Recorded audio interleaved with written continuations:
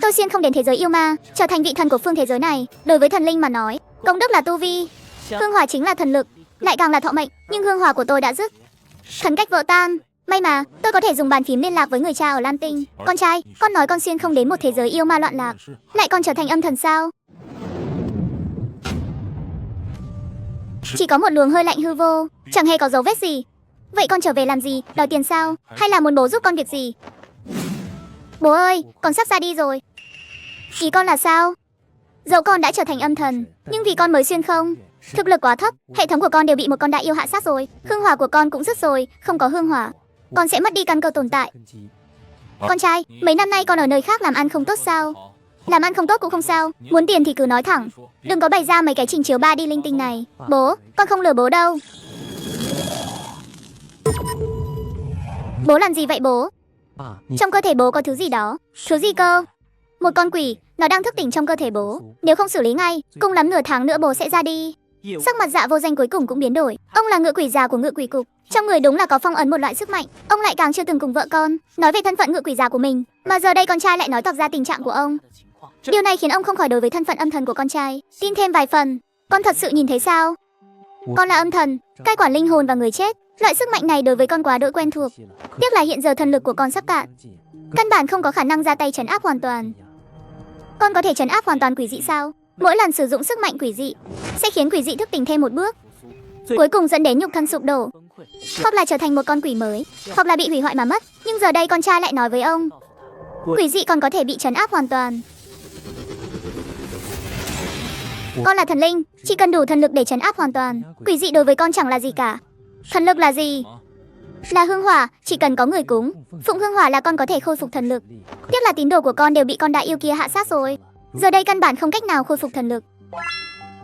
Con vừa nói chỉ cần có người cúng bái hương hỏa cho con liền có thể khôi phục thần lực. Vậy có phải bố cũng có thể cúng bái hương hỏa cho con không? Hả? Về lý thuyết là như vậy. Cúng bái thế nào? Tùy ý lập một bài vị, viết tên của con lên, thắp 3 nén nhang, thành tâm bái 3 bái là được. Con trai, bố thắp nhang cho con rồi.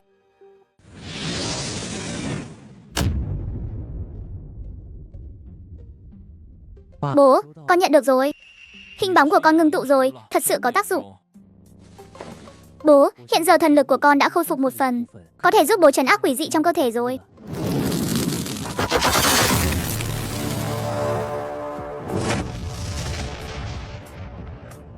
Bố khỏe rồi, và từ đó từ một ngự quỷ giả cấp thấp nhảy vọt lên cấp Anh. Bố, giờ thì bố tin rồi chứ? Tin rồi, những đồng nghiệp cũ trong ngự quỷ cục đó, có ai là không phong ấn quỷ dị trong người, đang khổ sở chống chọi trên ranh giới sinh tử. Nếu có thể giúp họ nhận được sự trợ giúp, không chỉ cứu được mạng của họ, mà còn bồi dưỡng cho quốc gia một nhóm ngự quỷ giả mạnh mẽ thực sự làm chủ được sức mạnh quỷ dị. Quan trọng hơn là hương hỏa của con trai, một mình bố cùng bái si cho cùng cũng có hạn. Nếu ngự quỷ cục ra mặt thiết lập các điểm cúng bái trên phạm 6 toàn quốc, thì sẽ có nguồn sức mạnh hương hỏa cuồn cuộn không ngừng. Con trai, nếu con đã trở thành âm thần, lại có năng lực trấn áp hoàn toàn quỷ dị, vậy bố có chuyện này muốn bàn bạc với con. Bố cứ nói đi, trước đây con chưa từng kể với bố. Thực ra trước khi nghỉ hưu bố là ngự quỷ giả của ngự quỷ cục. Ngự quỷ cục là cơ quan chuyên xử lý các sự kiện quỷ dị của quốc gia, một lực lượng đặc biệt, trong đó có không ít đồng nghiệp cũng giống như bố. Trong cơ thể đều phong ấn ít nhất một con quỷ dị. Chúng ta đều dựa vào việc đốt cháy sinh mệnh của chính mình để đổi lấy sức mạnh đối kháng với quỷ dị. Rất nhiều người trong chúng ta không phải mất dưới tay quỷ dị, thì cũng bị quỷ dị trong cơ thể phản phệ, cuối cùng bị quỷ hóa, rơi vào kết cục không còn mảnh xương tàn. Cho nên, bố muốn báo cáo trung thực chuyện của con cho ngự quỷ cục, báo cáo cho quốc gia. Nếu bọn họ đều có thể cùng bái hương hỏa cho con, thần lực của con có thể nhanh chóng khôi phục, nghĩ lại cũng có thể đứng vững gót chân trong thế giới yêu ma loạn lạc. Cha nói không sai, con nếu đã trở thành âm thần, vốn đã có trách nhiệm che chở chúng sinh, những ngự quỷ giả đó vì thủ hộ người bình thường, không tiếc đốt cháy sinh mệnh, con giúp họ cũng là lẽ đương nhiên. Tốt lắm con trai. Cứ ngõ trở thành âm thần thì sẽ là liều thuốc độc. Vạn lần không ngờ tới, việc đầu tiên lại bị bố ruột trực tiếp giao nộp cho quốc gia. Con trai tôi thành thần rồi. Ý ông là con trai ông xuyên không trở thành âm thần sao? Lại còn giúp ông trấn áp hoàn toàn quỷ dị trong người nữa. Tôi biết chuyện này nghe qua rất hoang đường, nhưng tôi có thể dùng tính mạng bảo đảm, lời lời đều là thật. Nếu ngài không tin, có thể đích thân tới xác nhận một chuyến. Hiện giờ tôi đã là ngự quỷ giả cấp Anh rồi. Con quỷ nhãn trong cơ thể cũng đã bị trấn áp hoàn toàn, sẽ không thức tỉnh nữa. Vậy ông cứ ở nhà đợi đi, tôi sẽ đích thân dẫn người qua đó ngay. Đội trưởng, Trần Nam lại xảy ra chuyện rồi, tiểu đội 3 yêu cầu chi viện. Việc này cứ để đội 2 xử lý đi. Cậu gọi người của tổ kỹ thuật đi, mang theo toàn bộ thiết bị kiểm tra. Đi cùng tôi tới nhà Dạ Vô Danh một chuyến. Nhà lão Dạ sao? Ông ấy xảy ra chuyện gì vậy? Ông ấy nói con trai ông ấy đã thành thần, còn giúp ông ấy trấn áp quỷ nhãn trong cơ thể nữa. Đội trưởng, không lẽ ngài thật sự tin sao? Đi xem thử là biết ngay thôi.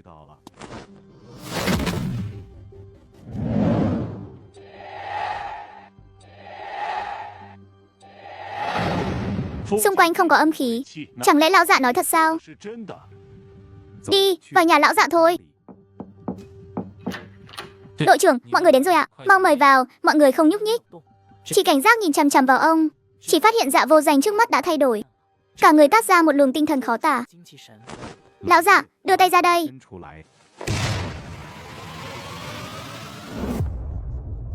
Anh ta cảm nhận được bản nguyên quỷ nhãn của Dạ Vô Danh. Sức mạnh hoàn hảo không chút tổn hại, thậm chí còn cô động hơn cả trước khi nghỉ hưu. Nhưng phần thuộc về quỷ dị bên trong đó, sự bạo ngược vốn có đã hoàn toàn biến mất. Làm sao có thể như vậy được? Không phải là phong ấn, cũng không phải là áp chế, mà là sự kiểm soát hoàn toàn. Đội trưởng, giờ thì ngài tin rồi chứ? Tôi đã nói là con trai tôi giúp tôi trấn áp quỷ nhãn trong cơ thể rồi mà. Mọi người đợi ở bên ngoài đi, để tôi vào trong xem trước đã. Đội trưởng, tôi vào cùng ngài nhé. Tôi đã nói là đợi ở bên ngoài mà. Diệp Trường Sinh, con trai ông hiện giờ đang ở đâu? Trường Sinh, đội trưởng đến rồi. Lý trí thành thuận theo ánh mắt của Dạ Vô Danh, nhìn về phía trần nhà trống không. Chẳng có gì cả, nhưng anh ta không rời mắt đi. Anh ta chú ý thấy, ở hướng đó, dường như đang lưu động một loại dao động năng lượng vô cùng yếu ớt. Không phải quỷ, cũng không phải bất kỳ dạng năng lượng nào anh ta từng thấy. Lý đội trưởng, đừng căng thẳng.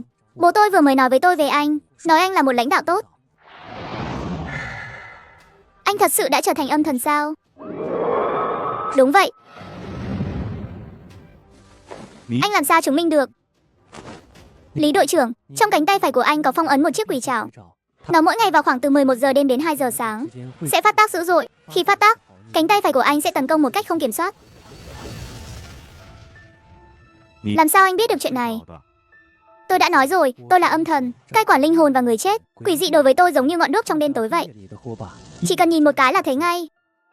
Khi Lý Trí Thành mở mắt ra, ánh mắt anh ta đã thay đổi, không còn là sự hoài nghi và dò xét nữa, mà đan xen biểu cảm chấn kinh và hy vọng.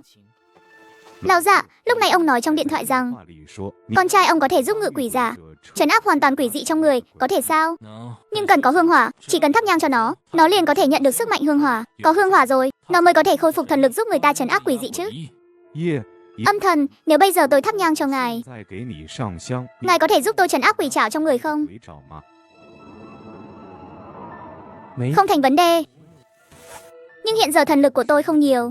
Sau khi trấn áp quỷ trảo trong người anh, có lẽ tôi cần nghỉ ngơi một thời gian mới có thể tiếp tục giúp đỡ người khác. Cần bao lâu? Tùy thuộc vào tình hình cung cấp hương hỏa.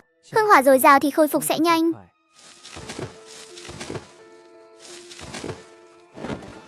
Diệp tiên sinh, nếu ngài thật sự có thể giúp ngự quỷ giả chúng tôi thoát khỏi xiềng xích của sinh tử, Lý Trí Thành tôi coi như nợ ngài một mạng.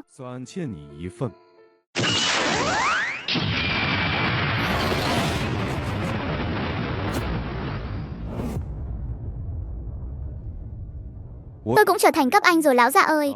Con trai ông thật sự đã thành thần rồi. Có điều giờ nó đang thiếu hương hỏa. Tôi hy vọng trong cục có thể giúp nó. Tôi sẽ lập tức báo cáo việc này lên tổng bộ. Ông không có ý kiến gì chứ? Tất nhiên là không rồi. Thưa thủ trưởng cũ, đội trưởng đại đội 1 thành phố Giang Hải Lý Trí Thành có việc khẩn muốn báo cáo lên tổng cục.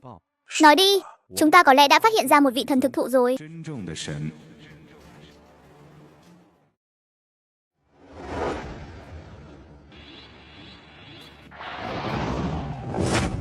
Vẫn còn quá miễn cưỡng, vừa rồi lại cưỡng ép ra tay trấn áp quỷ trảo. Sự tiêu hao thần lực trong người lớn hơn nhiều so với dự tính của tôi. Hương hỏa đến rồi, giờ đây tổng bộ ngự quỷ cục đã xác nhận thông tin về sự tồn tại của tôi rồi, đang hạ lệnh thông báo cho các phân cục ngự quỷ cục trên toàn quốc thiết lập bài vị cho tôi. Đến lúc đó hương hỏa tôi nhận được mỗi ngày sẽ gấp trăm lần, nghìn lần hiện nay. Nếu mọi chuyện thuận lợi, không bao lâu nữa tôi có thể tiêu diệt con hổ yếu bên ngoài kia, báo thù cho dân làng Liễu Gia thôn rồi. Có người.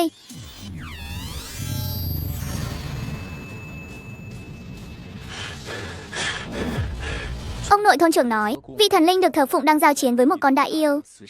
Cuối cùng thần linh đã tạ thế rồi. Mọi người phải chạy thôi. Chạy ra ngoài tìm một vị thần linh mới.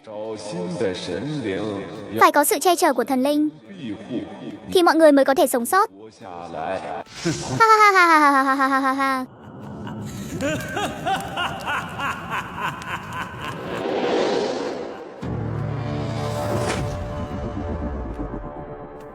Vốn nghĩ có sự gia trì của sức mạnh tín ngưỡng lam tinh, ta sẽ khôi phục thực lực của bản thân ở yêu ma giới này. Nhưng không ngờ tới, con yêu quái cắt đứt tín ngưỡng của ta lại lần nữa quay lại. Nhóc con nhân tộc, ngươi không chạy thoát được đâu. Mình không thể mất mạng được, mình phải sống tiếp.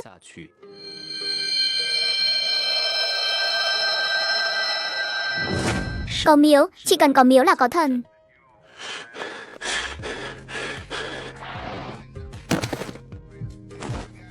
Xin ngài hãy cứu tôi sẽ tạc tượng cho ngài trong miếu. Thành tâm dâng hương hỏa.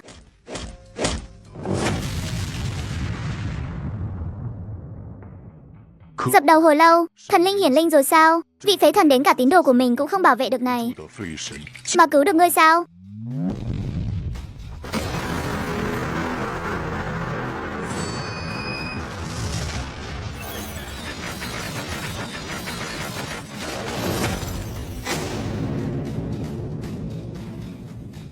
Chỉ là con hồ yêu hèn mọn mà cũng dám ăn nói ngông cuồng trước mặt bản thân sao? Chuyện này không thể nào. Bản thân thấy người tu hành không dễ dàng, đã tha cho ngươi một mạng, vậy mà ngươi không biết điều, con dám xông vào thần miếu của bản thân.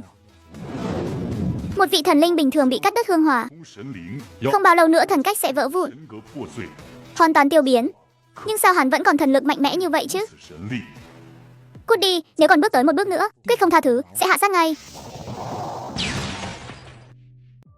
Đa tạ thần linh đã cứu mạng, ơn đức của thần linh đại nhân. Triệu gia thôn còn hơn 30 miệng ăn đang trốn trong hang núi. Cầu xin ngài che chở, cả thôn chúng tôi nguyện đời đời kiếp kiếp phụng thờ ngài. Lúc này tấm gỗ bài vị dù ánh sáng hơi lưu chuyển, nhưng lại không có ai đáp lại. Thân hình bán trong suốt của Diệp Trường Sinh hiện lên phía trên bài vị, sắc mặt tái nhợt, cố gắng gượng dậy.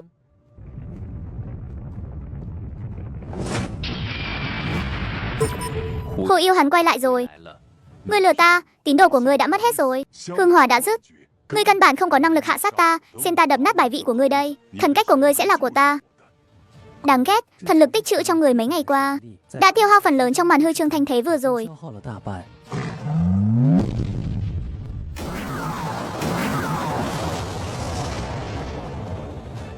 Kết thúc rồi sao? Chẳng lẽ những nỗ lực trước đây của mình đều vô dụng sao?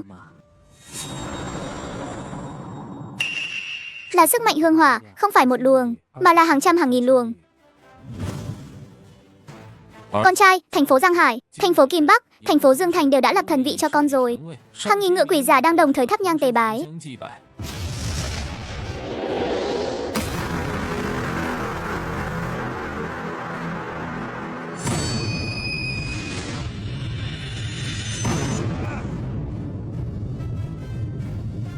Không thể nào, hương hỏa của ngươi rõ ràng đã dứt rồi mà. Hương hỏa của bản thân thực ra ngươi có thể đoán biết được sao?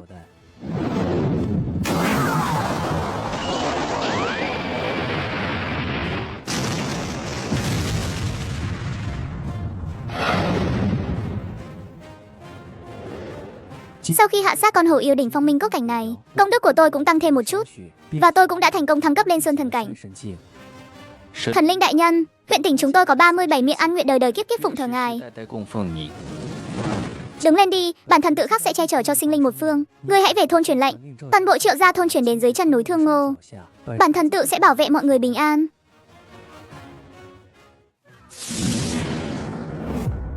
Cảm tạ Sơn thần đại nhân đã bảo vệ chúng tôi.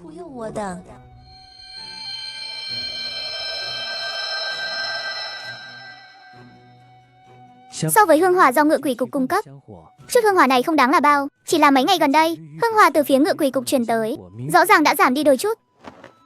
Sen gia nhận hương hỏa thì phải làm việc mới được. Chắc khoảng vài ngày nữa, bàn phím hai còi sẽ hoàn thành việc nạp năng lượng, là có thể giáng lâm xuống Lam Tinh một lần nữa dưới dạng trình chiếu. Lại thi trượt lần thứ 3 rồi, con quỷ dị cấp anh huyễn ảnh đó quá xảo quyệt. Chúng ta căn bản không bắt được nó, cả đội đều bị thương rồi. Trừ phi có ngự quỷ giả cấp anh thứ 3, trấn giữ 3 nút thắt, phong tỏa đường lui, nếu không thì căn bản không bắt được nó. Việc này tôi đã báo cáo lên tổng bộ rồi. 2 ngày nữa sẽ có một vị ngự quỷ giả cấp anh đến giúp đỡ. 2 ngày sau, phía nam thành phố sẽ phải hy sinh bao nhiêu người nữa? Nếu tôi cũng có thể thăng lên cấp anh thì không cần phải đợi nữa rồi. Tiểu Hứa, cậu thật sự trông chờ vào vị Lâm Âm Thần đó sao? Chỉ dựa vào 2 nén nhang mà ngài ấy sẽ giúp chúng ta sao? Trên diễn đàn ngự quỷ của chúng ta chẳng có ai nói là đã được ngài ấy giúp đỡ cả. Biết đâu vị Diệp Âm Thần này căn bản không tồn tại. Phía Diệp tiên sinh chúng ta không thể cưỡng cầu được.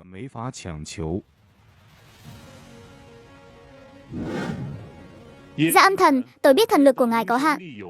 Tôi không cầu xin ngài giúp tôi ngay bây giờ. Chỉ là con quỷ dị ở phía nam thành phố quá xảo quyệt rồi. Cầu xin ngài phù hộ cho anh em được bình an.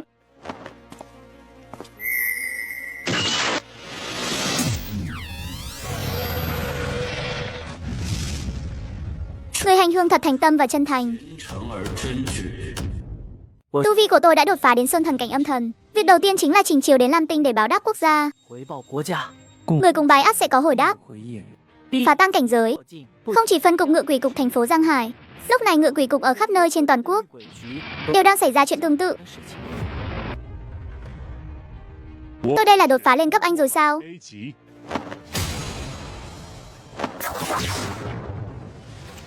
Lý đội đâu? Sao không thấy anh ấy đâu cả?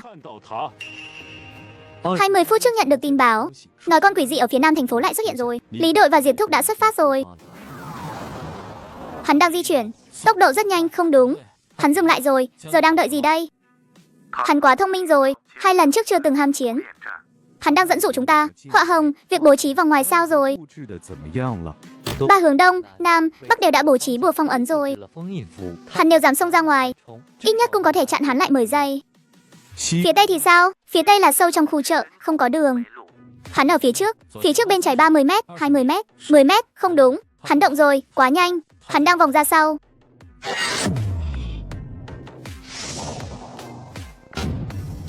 Ảo giác xuất hiện rồi. Họa hồng, hắn đang đi về phía cô đó. Hắn không phải muốn chạy. Hắn ngay từ đầu đã không định chạy rồi. Hắn là thợ săn. Đây là một cái bẫy.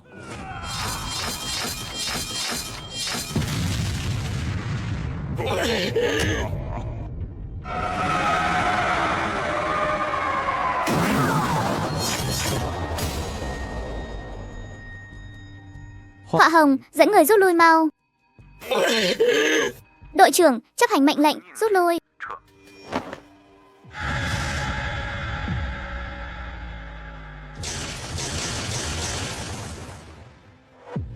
Quỷ nhãn phá tan ảo mộng. Góc trên bên trái cái thứ 2.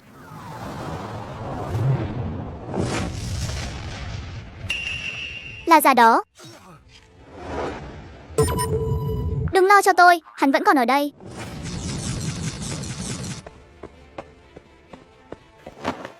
Tiểu Hứa, cậu đến đây làm gì? Mau đi đi, tôi và lão dạ đều đã trúng kế rồi. Đều bị thương cả rồi, người của Họa Hồng ngã xuống hết rồi. Cậu mau đi về gọi chi viện đi.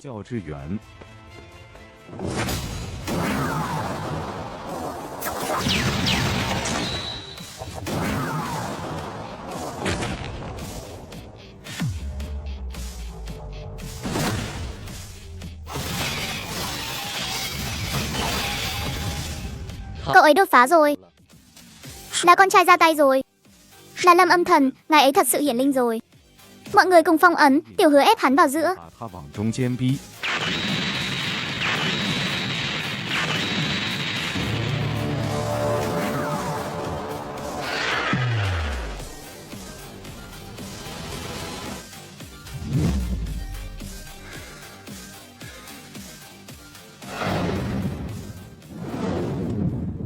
Quỷ dị cấp anh mã số huyền ảnh đã thu phục xong. Trên diễn đàn dành riêng cho ngự quỷ cục đều đang nói Lâm Âm Thần hiển linh rồi. Trước đây tôi vốn không tin, nhưng bây giờ thần minh sao? Dù sao thực lực tổng thể của ngự quỷ cục được nâng cao là chuyện tốt. Dạo gần đây sự liên lạc giữa Ám Thế Hội và Minh Phủ cũng ngày càng thường xuyên hơn. Đồng thời, ôn dịch và chiến tranh trong 5 đại thư ký của Ám Thế Hội đã rời khỏi cứ điểm của mình, không rõ đi đâu. Ám Thế Hội, cái tổ chức điên rồ đó, sao bọn chúng lại cấu kết với Minh Phủ được chứ? Ám Thế Hội toàn là những nhân vật tàn ác cấp 3 bi trở lên. Minh Phủ còn đáng sợ hơn. Đó là tổ chức gồm những quỷ dị cấp Anh trở lên đó.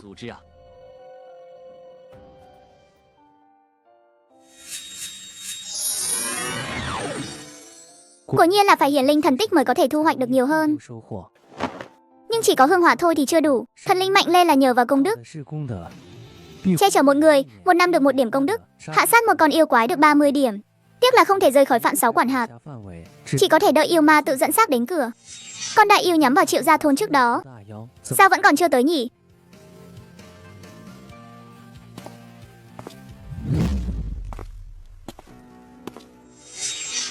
Ba con báo yêu minh cốt cảnh sao? Chẳng lẽ là đại yêu dẫn theo trợ thủ tới rồi?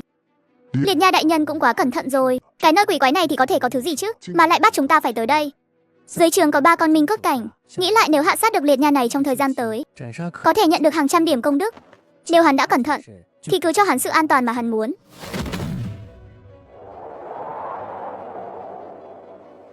Ánh sáng mờ nhạt như thể sắp tan biến đến nơi rồi.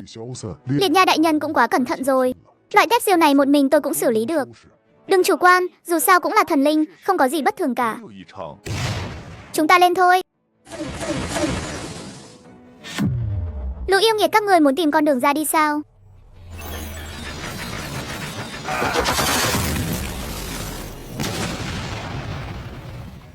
Thần tượng của hắn sắp nứt tóc ra rồi. Cùng xông lên đi, hắn chỉ có bấy nhiêu bản lĩnh thôi.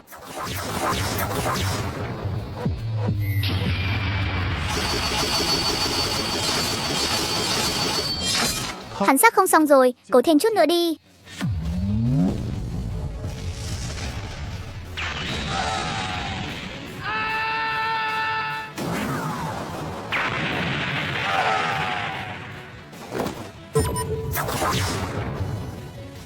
Đừng chạy mà. Kỹ năng diễn xuất của mình chắc cũng không tệ đâu nhỉ. Giờ đã có công đức rồi, mình cũng có thể sắc phong thần thị rồi. Cha có nguyện làm thần thị của con không? Tôi xin không đến thế giới yêu ma, trở thành vị thần của phương thế giới này. Đối với thần linh mà nói, công đức là tu vi, hương hỏa chính là thần lực, lại càng là thọ mệnh. Nhưng hương hỏa của tôi đã dứt, thần cách vỡ tan. May mà tôi có thể dùng 2 cái bàn phím liên lạc với người cha ở Lam Tinh. Con trai, bố lại đến thắp nhang cho con đây. Con nhất định phải nhận được nhé. Cha, hạ sát quỷ dị thật sự có thể thu hoạch được công đức sao? Lam Tinh và yêu ma loạn thế cách nhau 2 cõi, truyền tống hạt giống thần lực xuyên không gian thời gian, cũng là một con số thiên văn. Người của Triệu Gia thôn đều là người bình thường, tiếp nhận thần lực rủi ro rất lớn. Diệp Trường Sinh nhíu mày suy nghĩ. Đột nhiên một tràng tiếng cầu nguyện truyền đến từ dưới chân núi, truyền vào ý thức của anh. Xuân Thần đại nhân, xin hãy cứu lấy phu quân của con. Lão Triệu đi mua lương thực bị một con linh báo cắn rồi. Con súc vật đó còn chặn đường đi đến trấn Lạc Hà nữa. Hắc linh báo minh có cảnh cố tình chặn đường cướp hương hỏa của ta sao? Chắc chắn có người đứng sau chỉ thị. Triệu vô địch, lên núi đây. Mẹ nói chứ. Mau đi đi, thần linh đại nhân tìm anh kìa. Chắc chắn là đã nghe thấy lời cầu nguyện của chúng ta rồi. Thần linh đại nhân, ngài tìm con ạ. Bản thần muốn sắc phong ngươi làm thần thị, để thay ta hạ sát yêu ma, truyền bá uy danh. Nhưng ngươi là người bình thường, tiếp nhận thần lực có thể sẽ bị nổ tung mà mất mạng. Ngươi có nguyện ý không? Thần thị sao? Ha ha ha. Con nguyện ý, chỉ cần có thể cứu mọi người. Mạng này của con giao cho ngài.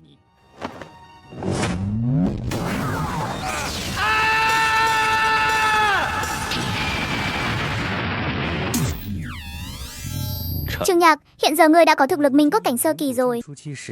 Đi giải quyết con hắc linh báo đó đi. Hành sự cẩn thận, bản thân sẽ âm thầm bảo vệ ngươi chu toàn.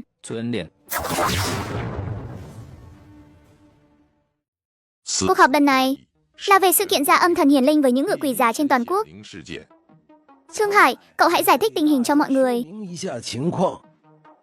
Tính đến 6 giờ sáng nay, đã có 147 ngự quỷ giả trên toàn quốc được dạ âm thần trấn áp quỷ dị. Trong đó có 19 người thăng cấp lên cấp Anh, 53 người thăng cấp lên cấp B, 75 người còn lại đều tăng từ 1 đến 2 cấp nhỏ. Không hề có tác dụng phụ, không quỷ hóa, không để lại di chứng. Đây không phải là phong ấn, mà là trấn áp hoàn toàn. Ngự quỷ giả có thể tùy ý khống chế sức mạnh quỷ dị, không cần lo lắng về việc nó thức tỉnh.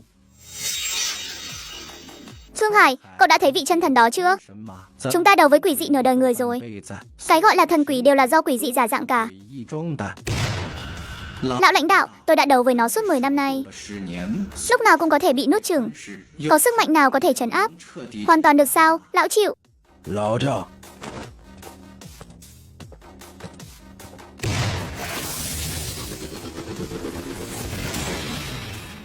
Đây là quỷ giáp cấp Anh. 3 năm trước đã bị phong tỏa. Trước đây hãy dùng tới là đao đòn thấu xương. Giờ đây có thể tùy ý điều khiển. Không có bất kỳ tác dụng phụ nào. Đây là một chiếc quỷ trảo khác trong cơ thể tôi. Vốn dĩ cũng là cấp B. Sau khi trấn áp cũng đã đột phá lên cấp Anh. Lão Chu, ông hãy lặng lẽ cảm nhận xem. Ông là ngự quỷ giả lâu năm rồi. Quỷ dị có cảm giác thế nào chắc ông là người rõ nhất.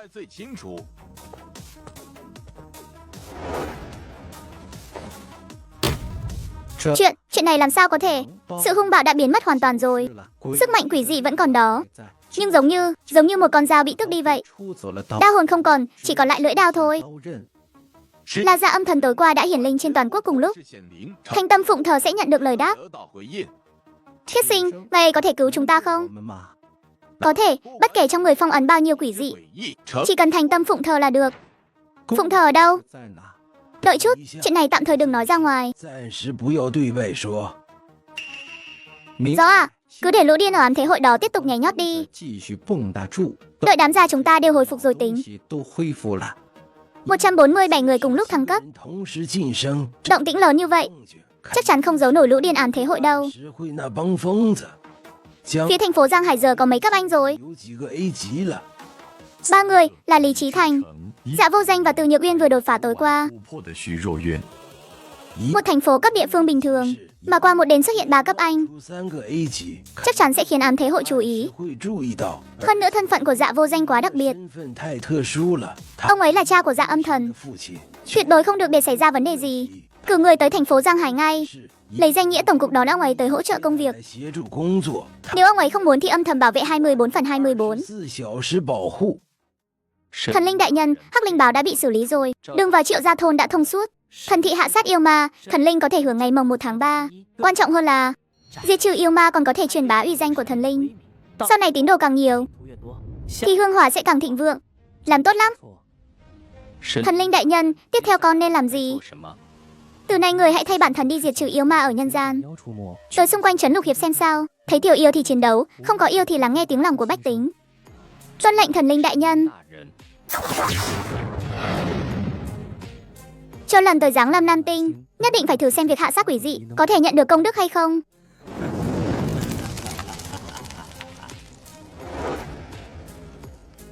Phía ngự quỷ cục, qua một đêm đột phá 147 ngự quỷ giả.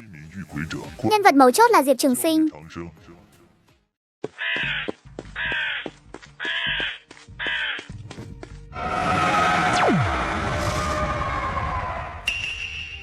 Sợi chỉ vàng bí mật của âm thần Vi thần thị.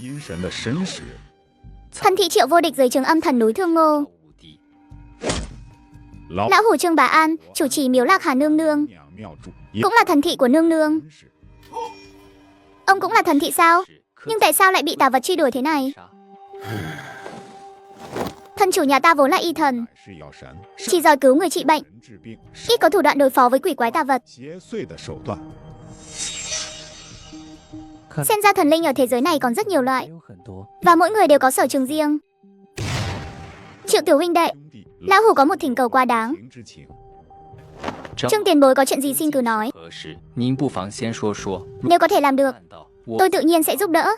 3 tháng trước, đại yêu ở Hắc Phong lĩnh đổ sát thôn làng, hàng trăm vong hồn hóa thành tà vật, này đã áp sát trấn Lạc Hà.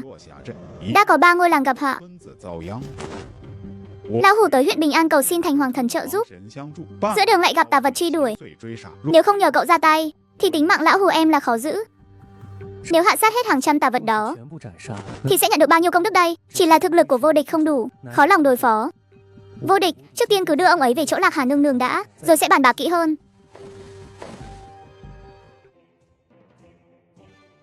Nương nương, lão hủ vô năng, không thỉnh được viện binh từ Dương Công.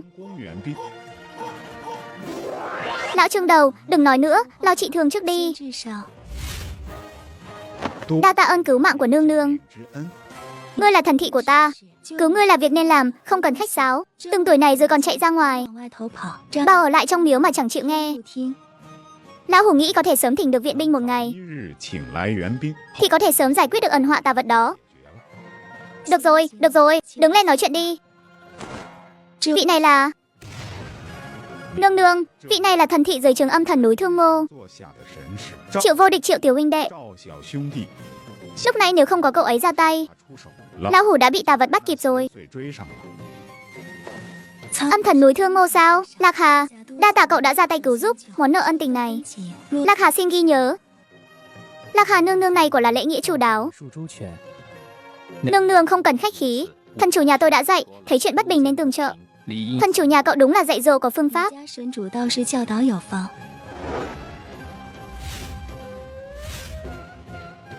Đi đường xa như vậy rồi, hãy dùng một viên thanh tâm hoàn để đỡ mệt nhé. Đa tạ nương nương. Biểu cảm của Lạc Hà nương nương bỗng khựng lại một chút. Cô ấy cúi đầu nhìn hồ lô thuốc trong tay, lại ngẩng đầu nhìn Triệu Vô Địch, khuấy miệng khẽ giật giật. Đứa nhỏ này cứ thế mà ăn sao? Có muốn dùng thêm một viên nữa không? Ha ha ha, thôi ạ, một viên là đủ rồi. Không nứt ra đâu. Biểu cảm của Lạc Hà nương nương càng thêm cứng ngắc. Cái đó, nương nương, người không khỏe sao? Bản thân khỏe lắm. Đứa nhỏ này chẳng hiểu chút nhân tình thể thái nào cả. Vô Địch, nương nương đang nhắc nhở ngươi chú ý tới hồ lô của cô ấy kìa. Cái đó, nương nương, hồ lô này của người có lai lịch gì không ạ? Đây là bán sinh linh bảo của ta, Bích Ngọc Hồ Lô, ra đời cùng lúc với thần cách. Hồ lô nuôi thuốc, thuốc nuôi hồ lô. Viên đan dược ngươi vừa ăn có dược hiệu phi phàm, thần linh quanh đây đều thèm đan dược của tiểu nương nương ta đấy. 娘娘的丹药，拿 Mang một viên ra trấn mà bán, 上去卖， đủ cho một nhà dùng trong nửa năm. Chỉ là nương nương không bao giờ bán thuốc, người nghèo đến xin thuốc không thu một đồng. 分文不收。 Nương nương, đó chỉ là một viên thuốc thôi mà. Ăn thì cũng ăn rồi, bản thân chẳng lẽ còn bắt ngươi nhả ra sao? Ngươi là khách, lại là ơn nhân cứu lão trung đầu. Ăn một viên thanh tâm hoàn có là gì? Càng nói càng hăng, Lạc Hà nương nương bắt đầu thao thao bất tuyệt, giảng giải về phương pháp luyện dược.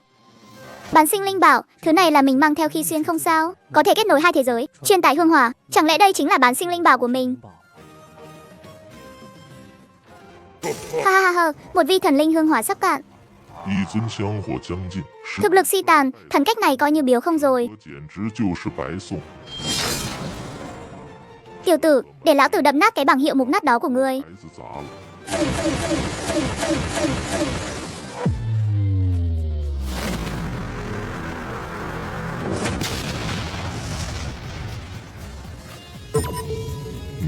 Ngươi không phải là thổ địa tinh. 毕竟 Bản thân lúc nào nói mình là thổ địa tinh chứ? 只是土地精， Ba con tiểu yêu do đường đó đều bị lừa rồi. 都压得被耍了。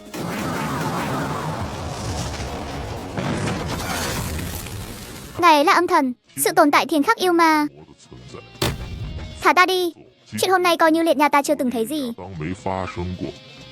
Hừ, ngươi coi bản thân là đứa trẻ lên ba chắc. 3岁小孩，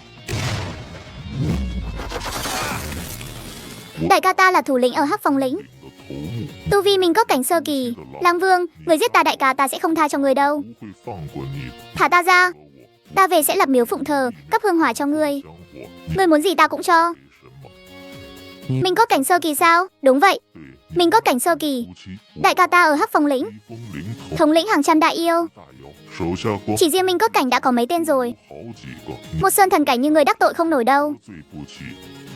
Vậy thì càng không thể thả được. Không thả, đại ca ngươi ít nhất cũng cần một khoảng thời gian mới phát hiện ra người đã mất. Còn thả người ra, người quay đầu lại dẫn hắn tới đây ngay. Ngươi nói bản thân nên chọn cái nào?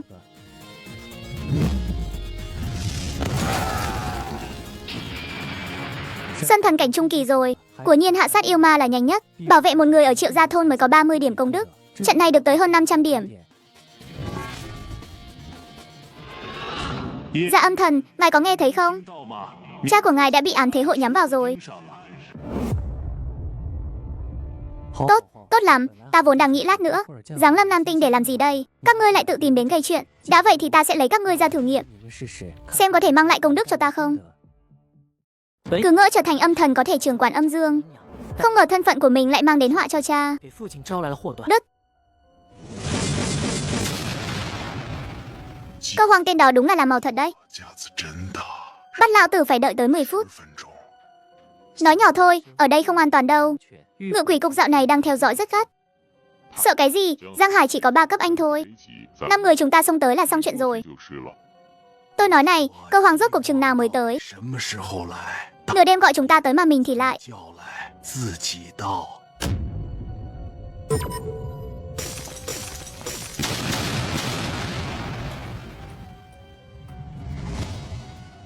Ngươi vừa nói là đã đợi bao lâu? 了多久？ Cơ hoàng đại nhân kỳ tôi không phải vậy. 大人，我不是那个意思。 Ta hỏi ngươi đã đợi bao lâu rồi? 10 phút ạ. 10分钟， 10 phút mà ngươi thấy dài sao? Không dài ạ. 不长。 Vậy ngươi than vãn cái gì? 什么？ Không dám ạ.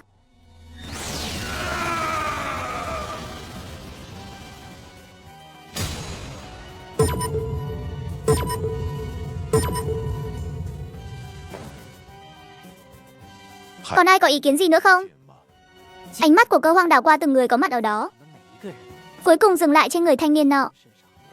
Vào việc chính đi, hội trưởng nhận được tin tức. 长收到消息， Ngự quỷ cục đã nắm giữ được phương pháp trấn áp hoàn toàn. Quỷ dị trong cơ thể. 的办法，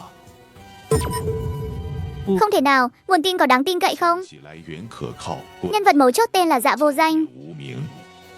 Dạ Vô Danh sao? Là tên ngự quỷ giả cấp anh vừa thăng cấp ở Giang Hải đó sao? 对， Đúng, tổng cục ngự quỷ cục đã phái người tới đón. 人来接他， Định đưa về tổng cục để bảo vệ. 总部保护， Nhiệm vụ của chúng ta là phải bắt người đi trước khi chúng kịp tới. 把人抓走。 Chỉ mấy người chúng ta đi hành động thôi sao? 是 Xong việc sẽ có hán vệ giả tới tiếp ứng. 接应， Có hán vệ giả đại nhân trấn giữ thì không vấn đề gì rồi. 没问题了。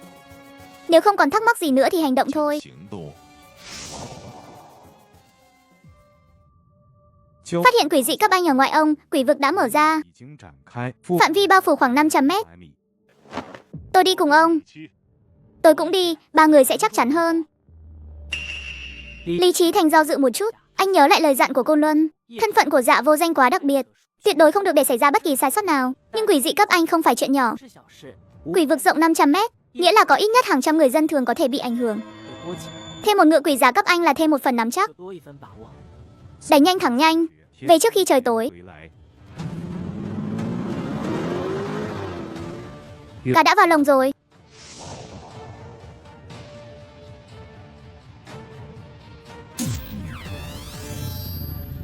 Đúng là quỷ dị thật. Nhưng cảm giác có gì đó không đúng. Quỷ vực cấp anh không nên yên tĩnh như vậy. 不该这么安静。 Bên trong không có ai cả. 是 Cảm ơn đã nhắc nhở. Rút thôi. Lý đội trưởng, ngưỡng mộ đã lâu. An thế hội quả là thông minh. 聪明和 Tiếc là kẻ thông minh thường không sống thọ. 保护巢。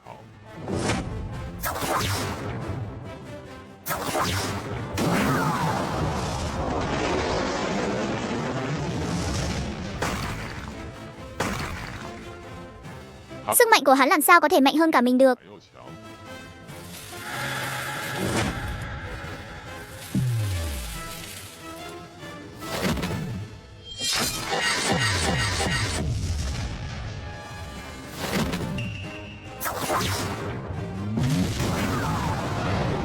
Chưa đầy 10 hơi thở, 4 người của án thế hội đều bị thương nặng. 3 người của ngự quỷ cục gần như không hề hấn gì.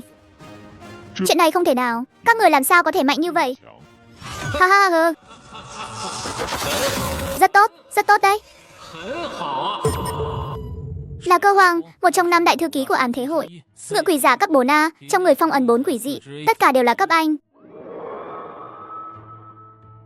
Lý đội trưởng vô cùng căng thẳng. 紧张。 Ta tới đây chỉ là muốn mời Dạ tiên sinh đi làm khách thôi. 叶先生去做个客， Làm khách sao? Ngươi gọi thế này là làm khách à?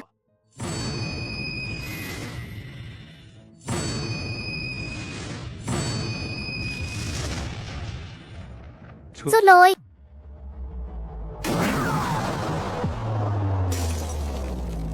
Đúng là không biết tự lượng sức mình.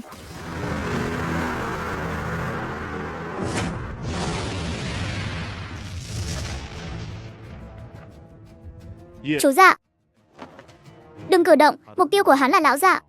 你 Cậu xông lên là trùng kế của hắn đấy. 他下怀， Hạ sát Lý Trí Thành và Từ Nhược Uyên đi. 原宰了，也 Còn Dạ Vô Danh thì mang về, rõ. Những kẻ sống sót được ở thế giới quỷ dị đều biết đạo cao một thước, quỷ cao một trượng, 魔高一丈， nhưng đừng có chạm vào những thứ không nên chạm. Còn chống đỡ được bao lâu nữa? Triệu Thiết Sinh, người của tổng cục sao lại tới nhanh như vậy? 这么快就到了。 Chỉ có thể cầm cự thêm 10 phút thôi, không hơn được đâu. Đủ rồi, Thạch Vũ sẽ tới ngay thôi. Kiên trì 10 phút nữa. Thạch Vũ, ngự quỷ giả cấp 4A của ngự quỷ cục sao? Cơ Hoang đại nhân, chúng vẫn còn viện binh. 兵， Triệu Thiết Sinh, ngươi tưởng ngươi cản nổi ta sao? 能拦住我？ Ngươi tưởng ta vẫn là Triệu Thiết Sinh của ngày trước à? 赵铁生， Cơ Hoang, không phục thì tới đây chiến một trận. Tiếp chiêu đi.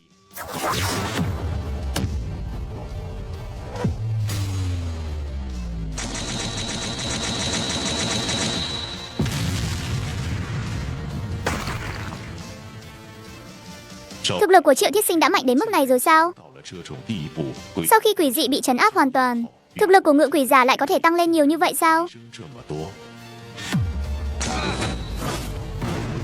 Cơ Hoang, ngươi già rồi. Không thể kéo dài thêm nữa. 取了 Vạn nhất ngự quỷ cục còn viện binh khác 别的援兵， thì rắc rối to rồi. 犯了。错， Hắn vệ giả tới tiếp ứng rồi. 接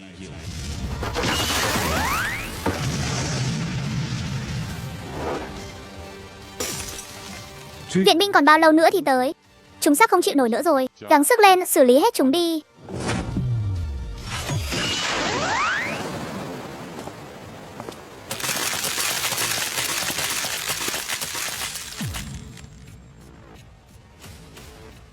Hắn vệ giả đâu rồi?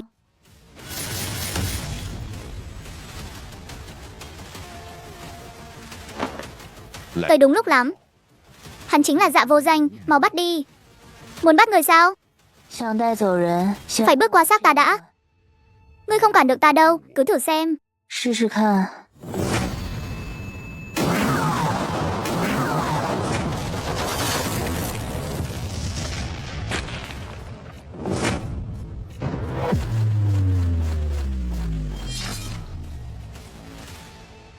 Ta đã nói rồi, ngươi không cản được ta đâu. Cái gì? Ngươi lại mang theo quỷ khí các VC sao? ，S 级鬼气，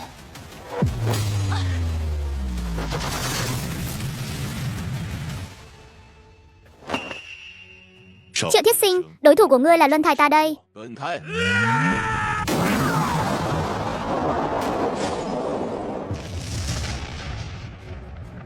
Ha ha ha. Có quỷ khí cấp VC trong tay. 在手，你 Các ngươi lấy gì đấu với chúng ta? 斗是 Khôn hồn thì ngoan ngoãn giao người ra đây. 交出来，还 Con có thể giữ được toàn thây. Chúng ta tiêu đời rồi. Đột nhiên, chính vào lúc này, bầu trời bỗng bừng sáng một cách thần kỳ.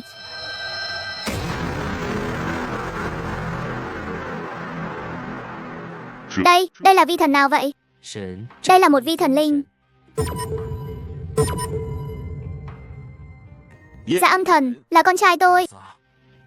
An Thế Hội to gan thật, dám đụng vào cha của bản thân.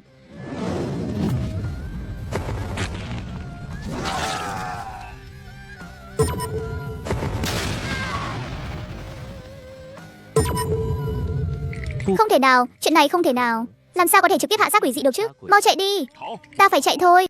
Triệu Thiết Sinh ngây người tại chỗ, mãi không phản ứng kịp. 没反应过来， Anh đã thấy Dạ Âm Thần trấn áp quỷ dị, 诡异， nhưng chưa bao giờ nghĩ rằng không chỉ trấn áp được, 镇压，还 mà còn có thể trực tiếp hạ sát chúng. Con trai ta giỏi quá. 真厉害！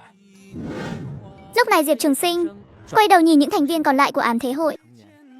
Cùng xông lên đi, Cơ Hoang. Sức mạnh của 4 quỷ dị cùng lúc bùng nổ, hóa thành một luồng hắc lưu lao về phía Diệp Trường 熬 Sinh. 夜长声轰去，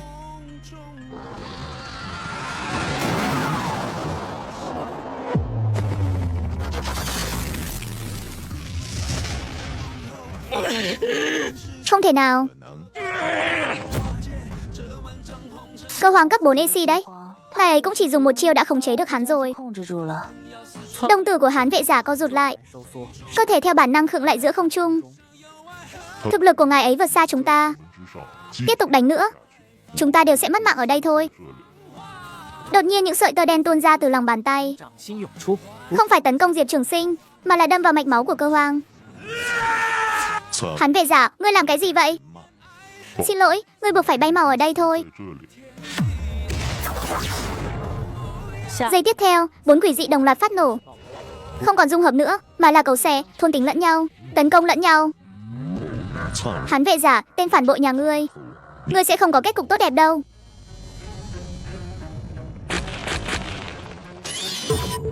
Quỷ dị trong người cơ hoang đại nhân đang thôn tính lẫn nhau. 4 quỷ dị cấp Anh sau khi dung hợp ít nhất sẽ là cấp AC. 是 S 级， Một khi quỷ dị cấp AC hình thành, 成型， tất cả chúng ta đều sẽ đăng xuất ở đấy mất. Dạ âm thần, phải xử lý cơ hoang ngay bây giờ. 激光杀了， Không thể để hắn đột phá lên cấp AC được. 级 Một khi nó thành hình, cả thành phố Giang Hải sẽ gặp họa lớn.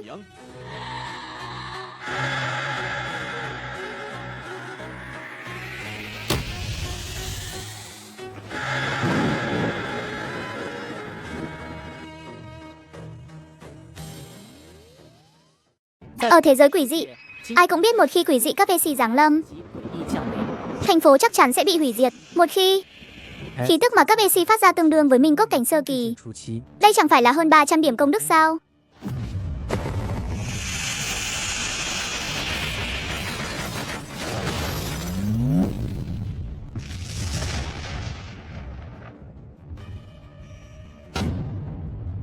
Cha, để con xử lý nó cho. Đây là quỷ dị cấp AC đấy.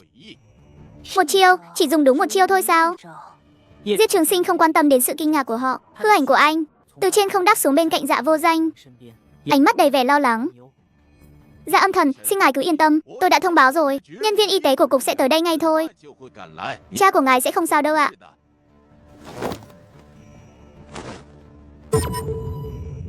Tha mạng, chúng tôi cũng chỉ là làm theo mệnh lệnh thôi. Dạ âm thần, hai tên này cứ giao cho chúng tôi xử lý. Chúng tôi cần phải khai thác tin tức về án thế hội từ miệng của chúng. 的情报， Nếu có thể tìm ra vị trí của án thế hội, lần sau mình có thể nhờ vào các tín đồ ngự quỷ cục mà giáng lâm tới đó. Lúc đó chắc chắn sẽ thu hoạch được một đống công đức. Chỗ còn lại giao cho các người đấy.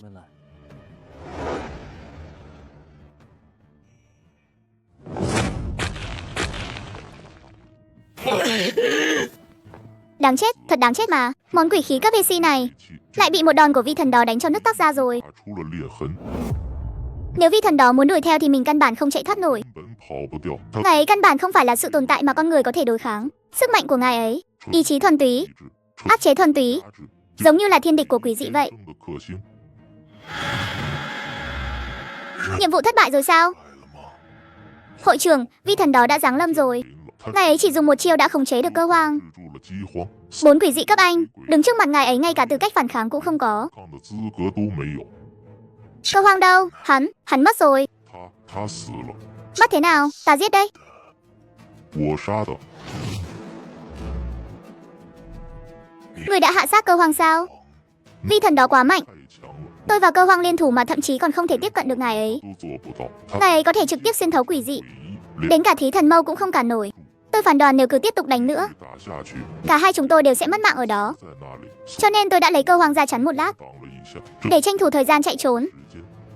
所以 Vì vậy người đã hy sinh một thư ký, 了一个书记， để một mình chạy thoát sao? Tôi làm vậy là để bảo toàn thực lực thôi. 力会 Hội trưởng, nếu lúc đó tôi cũng bỏ mạng, 别死了。 thì án thế hội sẽ mất đi 2 thư ký. 个书记，那 Đó mới thực sự là thảm họa. 灾难。而 Hơn nữa trước khi đi, 之前 tôi đã kích nổ quỷ dị trong người cơ hoang. 诡异， 4 quỷ dị cấp Anh thôn tính lẫn nhau, 互相吞噬。一 đã dung hợp thành cấp AC rồi. S 级，S 级， Đúng, vi thần đó đã hạ sát quỷ dị cấp AC đó. 诡异， Nhưng ít nhất chúng ta cũng đã tiêu hao được một phần sức mạnh của ngài ấy. 部分力量。 Lại là một hồi im lặng. Hắn vệ giả biết rằng hội trưởng đang cân nhắc hy sinh một thư ký để đổi lấy thông tin về vi thần đó liệu có đáng hay không. 不值。 继 Nói tiếp đi. 说 Tuy nhiên việc giáng lâm của ngài ấy dường như cần những điều kiện nhất định, 一定的条件，不 không phải lúc nào cũng có thể xuất hiện. 出现，而 Hơn nữa ngài ấy dường như rất quan tâm tới Dạ Vô Danh. 无名 Còn gì nữa không? Hư ảnh của ngài ấy đã mờ đi sau trận chiến, 在战斗后变淡了，像 có vẻ như tiêu hao rất lớn. 他 Sức mạnh của ngài ấy không phải là vô hạn. 变的。 Vi thần đó, ta muốn bắt sống. 我要我的，是 Cái gì? Ta nói là ta muốn bắt sống. 活的，那 Vi thần có thể hạ sát quỷ dị, 你的神 có giá vi hơn bất cứ thứ gì khác. 都有价值。 Nếu chúng ta có thể khống chế được ngài ấy, 知道 hoặc nghiên cứu ra nguồn gốc sức mạnh của ngài ấy. 力量来源， Hội trưởng, chuyện này là không thể nào. Thực lực của ngài ấy tôi biết rõ mà. Cho nên ta không cần người đi bắt ngài ấy ngay lúc này. 就去抓他。我 Ta cần người đi thu thập tình báo, 情报找 tìm ra điểm yếu của ngài ấy. Việc giáng lâm cần có điều kiện. 条件， Sức mạnh không phải là vô hạn, 无限的， lại rất quan tâm tới Dạ Vô Danh. Tất cả những thứ đó đều là đột phá khẩu. 我靠， còn cả hành động bên phía chiến tranh nữa. 边的行动比 Cần phải đẩy nhanh tiến độ hơn nữa. Bắt sống sao? Hội trưởng điên rồi à? Hạ sát quỷ dị đúng là có thể nhận được công đức. Hơn nữa số lượng quỷ dị ở Lam Tinh nhiều hơn nhiều so với yêu ma ở thế giới này của mình. Ám Thế Hội, Minh Phủ, tên của hai tổ chức này mình đã nghe vô số lần trong lời cầu nguyện của các ngự quỷ giả. Nếu có thể tìm ra cứ điểm của chúng, rồi giáng lâm tới đó một chuyến, thì công đức chẳng phải sẽ đổ về ao sao? Diệp Trường Sinh thu hồi suy nghĩ, hướng cảm nhận ra xa. Triệu Vô Địch đã rời khỏi trấn Lạc Hà rồi. Cậu ấy nhìn thấy vùng đất bị tà vật xâm chiếm đó. Với thực lực hiện tại của Triệu Vô Địch, đối phó với 3 năm con tà vật thì còn được, nhưng hàng trăm con cùng ùa tới một lúc thì chỉ có nước bị xé xác thôi, phải nghĩ cách gì đó thôi. Báo cáo chi tiết của phân cục Dương Thành đã tới rồi. Đây là hiện trường buổi lễ phụng thờ thứ 3 của Dương Thành. Ngự quỷ giả Lý Hướng Dương, 23 tuổi, đã hy sinh ngay tại chỗ. Cả người chiến tranh. Đa số những người có mặt ở đây đều đã nghe nói về Ám Thế Hội, một trong những hồ sơ mật của Đại học Võ thuật cấp 4A và 12 năm sự nghiệp của ngự quỷ giả. Tham gia 47 lần hành động, hạ sát hơn 200 ngự quỷ giả, chưa từng thất bại. Hắn đang cắt đứt hương hỏa của Dạ Âm Thần. Điểm thờ cũng bị phá hủy, ngự quỷ giả bị xử lý, người dâng hương sẽ sợ hãi mà không dám đến nữa. Dạ Âm Thần sẽ không nhận được hương hỏa. Trường Sinh lần trước giáng lâm giúp chúng ta đánh bại Cơ Hoang. Tôi nghĩ tạm thời cậu ấy sẽ không giáng lâm nữa. Vậy giờ phải làm sao? Cả nước có hàng trăm điểm thờ cúng, chúng ta không thể cử người canh giữ từng nơi được. Không cần phải canh giữ tất cả, nhưng phải khiến chiến tranh không tìm thấy mục tiêu. Đề xuất của tôi là tạm thời rút hết các điểm thờ cúng ở khu vực Hoa Nam. Người rút đi nhưng chưa di chuyển ngay. Đợi chiến tranh rời khỏi Dương Thành, chúng ta sẽ lập lại các điểm đó. Đây chẳng phải là tỏ ra yếu thế sao? Không phải yếu thế, mà là tránh đi mũi nhọn của hắn. Chiến tranh là một thợ săn, bản năng của thợ săn là đuổi theo con mồi. Nếu chúng ta khiến hắn cảm thấy không còn con mồi nào để đuổi, hắn sẽ đổi địa điểm. Đợi hắn đổi chỗ rồi, chúng ta mới lập lại điểm thờ cúng. Trường Sinh nói hương hỏa không được đứt, nhưng nếu người dâng hương đều bị tiễn đi rồi, hương hỏa cũng sẽ đứt đoạn như vậy thôi. Thay vì liều mạng vô ích, chi bằng bảo toàn thực lực trước.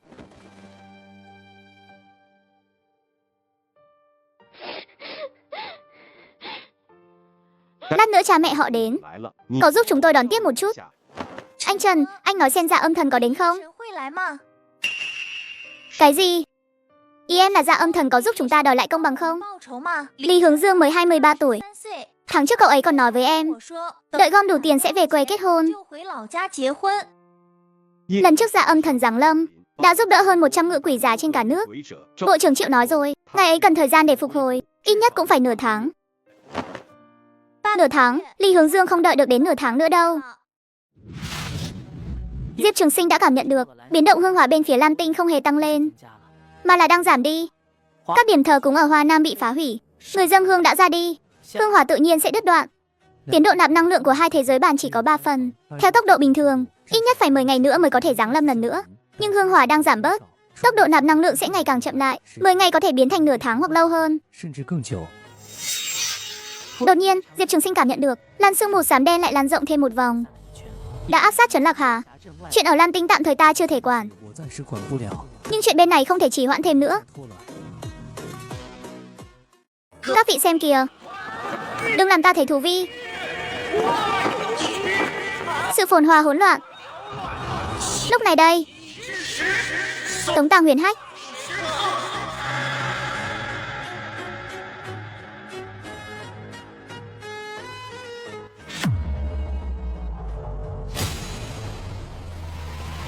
Đập nát cho ta.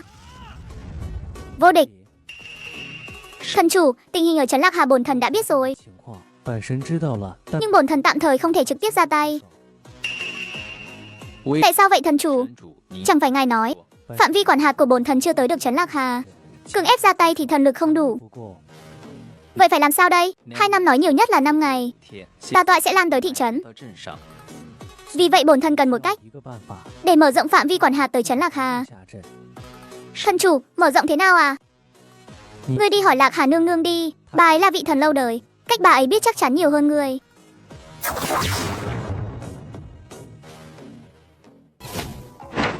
Nương nương, thần chủ nhà tôi nói phạm vi quản hạt của ngài ấy không tới được trấn Lạc Hà, không thể trực tiếp ra tay. Ngài ấy bảo tôi đến hỏi bà, có cách nào để mở rộng phạm vi quản hạt của ngài ấy đến tận đây không? Có cách đấy, hi hi. Cách gì vậy à? Có hai cách để mở rộng phạm vi quản hạt của thần linh. Một là 第一， nâng cao cảnh giới, hai là 第二， xây dựng phân miếu. 分 Phân miếu sao? Nghĩa là ở Trấn Lạc Hà. 证给我 Xây một ngôi miếu cho thần chủ nhà tôi ư? 对 Đúng, phân miếu được dựng lên thì thần chủ nhà ngươi có thể phóng chiếu sức mạnh tới Trấn Lạc Hà. 投射到落霞镇， Nhưng bản thể ngài ấy vẫn không thể rời khỏi núi Thương Vụ. 武山 Phân miếu phóng chiếu là sức mạnh chứ không phải bản thân ngài ấy. 本人 Ngươi hiểu sự khác biệt chứ? Vậy thưa nương nương, bà có đồng ý để chúng tôi xây miếu ở Trấn Lạc Hà không? 这庙嘛， Bổn thần không muốn đâu. Ây da, nhưng bổn thần cũng chẳng còn lựa chọn nào khác. 别的选择， Sa toại không chờ đợi ai cả. Nếu thần chủ nhà ngươi không ra tay, 不出手， Trấn Lạc Hà không trụ quá 5 ngày đâu. Bổn thần là thầy thuốc, trị bệnh cứu người thì được, chứ đối phó tà toại. Bổn thần thực sự bó tay. Xây đi, nhưng có hai điều kiện. 条件， 能 Xin nương nương cứ nói. Thứ nhất, phân miếu không được xây phía trước miếu nương nương. 前面 Bổn thần ở đây 80 năm rồi, không thể để miếu nhà khác lấn át hào quang của bổn thần được. 神的风头。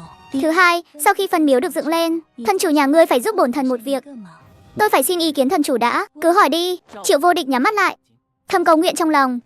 Một lúc sau, anh mở mắt ra. Thần chủ đã đồng ý rồi. 那 Được rồi, lão trương đầu. Miểu miểu, hai người đi tập hợp dân làng lại. 镇上的人召集起来，就 Nói rằng âm thần núi Thương Vụ bằng lòng ra tay, 出手帮 giúp chúng ta đối phó tà toại. Nhưng cần xây một ngôi phân miếu ở trong trấn. 一座分秒。 Xây miếu sao? Xây miếu thờ vị thần khác trong trấn chúng ta ư? 建庙， Đúng vậy, cứ nói là bổn thần đã đồng ý. Trương Bá An há miệng định nói gì đó, cuối cùng cũng gật đầu, xoay người bước ra khỏi cửa miếu. Hy vọng bổn thần không nhìn nhầm người.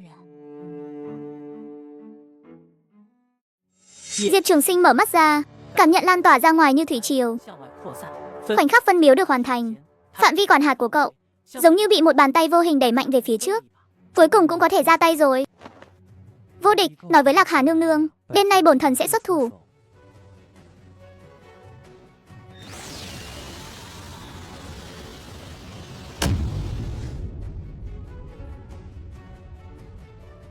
Thời gian không còn nhiều, 不多， bổn thần chỉ có thể duy trì trong nửa canh giờ. Hư ảnh của Diệp Trường Sinh bay ra từ phân miếu, 飘出， hóa thành một đạo lưu quang vàng kim, lao vút về hướng dãy thanh thạch. 向集市而去。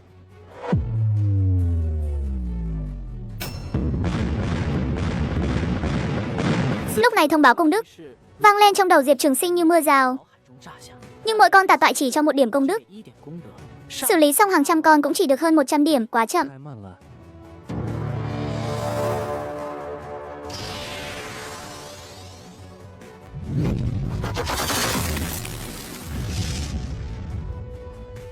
Diệp Trường Sinh nhìn chằm chằm vào làn sương mù bên dưới, thấy được một vết nứt ở nơi sâu nhất của sương mù. Nó không phải tự nhiên hình thành. 3 tháng trước, đại yêu ở đèo Hắc Phong đã tàn phá mấy ngôi làng. Xem ra đám tà toại này đều do Làng Vương gây ra. Nguồn gốc không được lấp lại thì sớm muộn gì chúng cũng quay lại. Hơn 180 con tà toại bị xử lý trong nửa canh giờ. Vị thần này 这尊神 còn mạnh hơn bổn thần tưởng tượng. 要强， He he, nương nương, 邪 tà toại cuối cùng cũng rút lui rồi. Chỉ là tạm thời thôi. 对了， Nhưng đêm nay hãy để dân làng ngủ một giấc thật ngon đi. 好好睡一觉吧。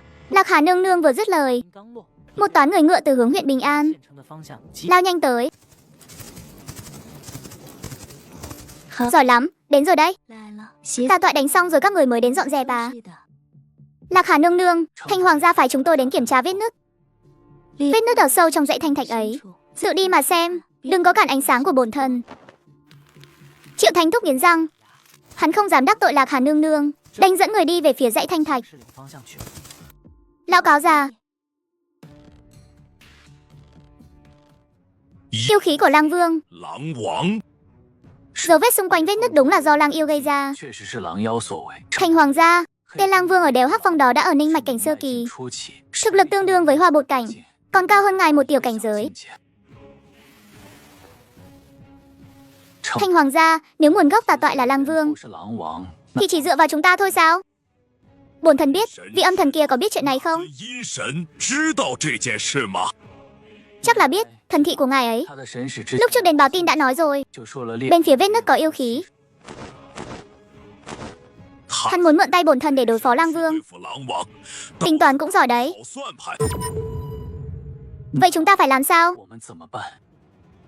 Cứ để vị âm thần đó đi đánh trước. 对阴神先去打，他打 Đánh không lại tự khắc sẽ đến cầu xin bổn thần thôi. 来求本神。 Thuộc hạ đã hiểu.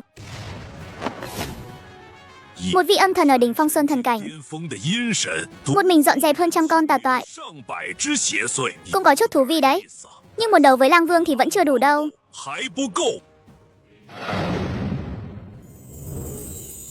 Tốc độ tuy có chậm lại nhưng chưa dừng hẳn. Theo đà này, nhiều nhất là 10 ngày nữa sẽ có tà toại mới ngưng tụ ra. Hiện tại thần lực của ta tiêu hao quá lớn, cần ít nhất 3 ngày mới có thể hồi phục. Mà thần lực cần thiết để lấp vết nứt còn nhiều hơn cả việc dọn dẹp tà toại.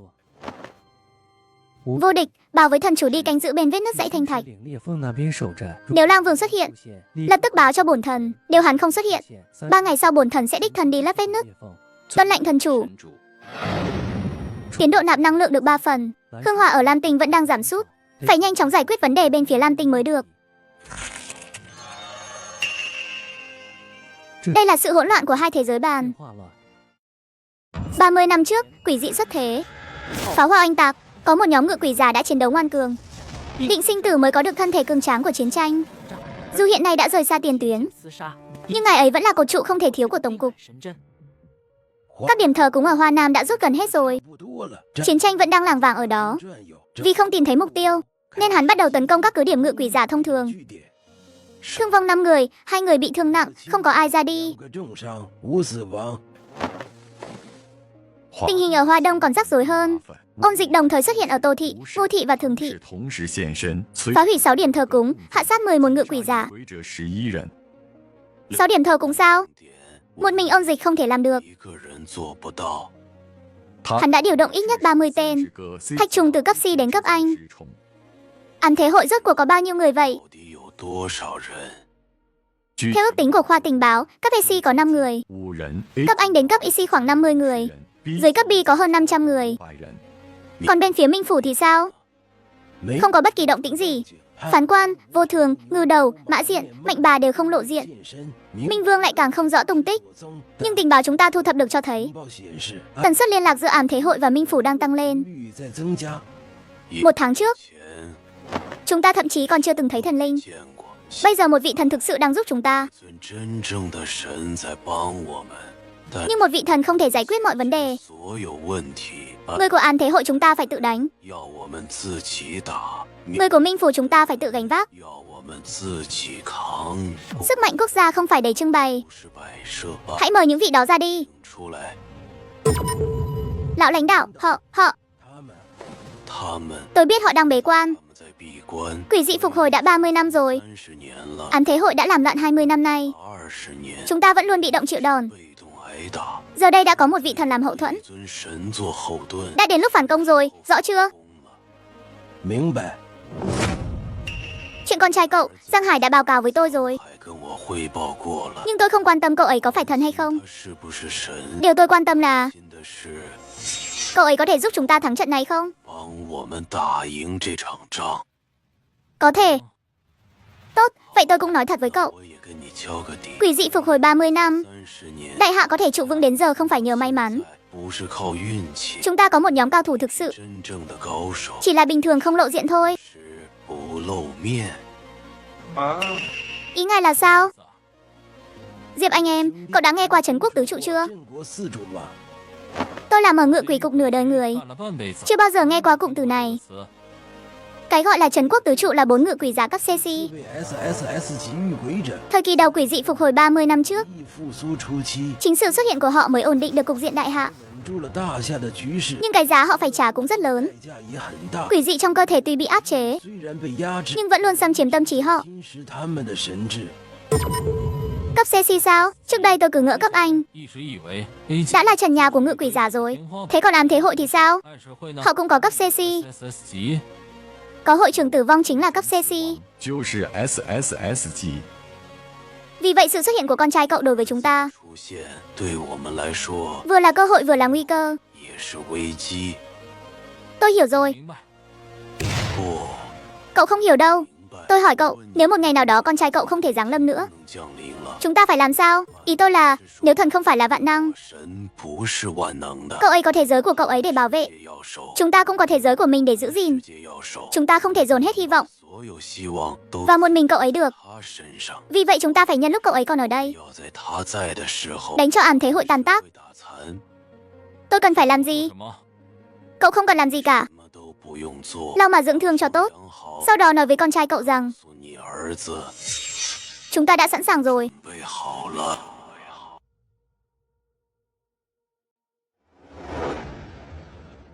Hắn sẽ tới chứ? 来嘛， Chắc chắn, bởi vì tôi đã trở thành mục tiêu số 1 của ám thế hội rồi. 目标了。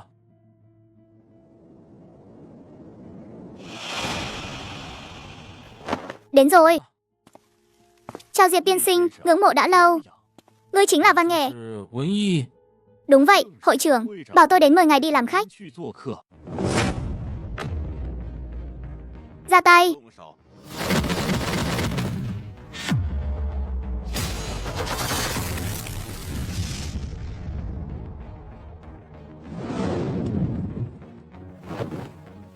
Chỉ bấy nhiêu thôi ư? Các người tưởng một tên cấp 3A 3A 级 và một tên cấp 4A có thể ngăn được ta sao? 不能卡我。 Diệp tiên sinh, ngài vội vàng quá rồi. 着急了， Là ai đó? 水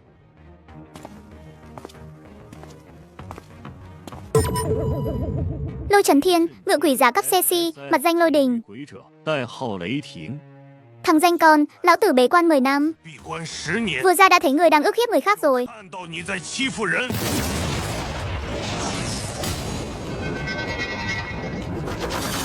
我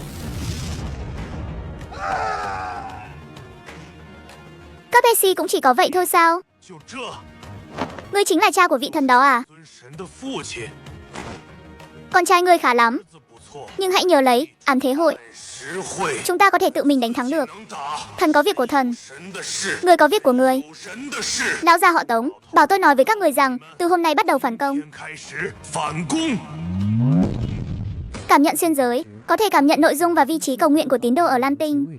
Giáng lâm định hướng, có thể chọn bất kỳ vị trí tín đồ nào để giáng lâm. Không cần phụ thuộc vào điểm thờ cúng nữa. Chức năng này còn mạnh hơn cả định vị bản đồ nữa.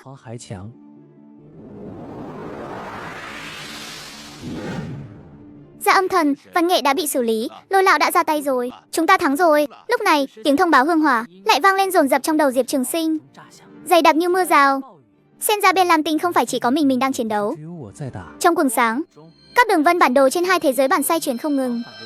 Phía Lam Tinh, một đốm sáng đen chưa từng thấy đột nhiên xuất hiện. 乍然出现， Vị trí tại biên giới Tây Nam của Đại Hạ.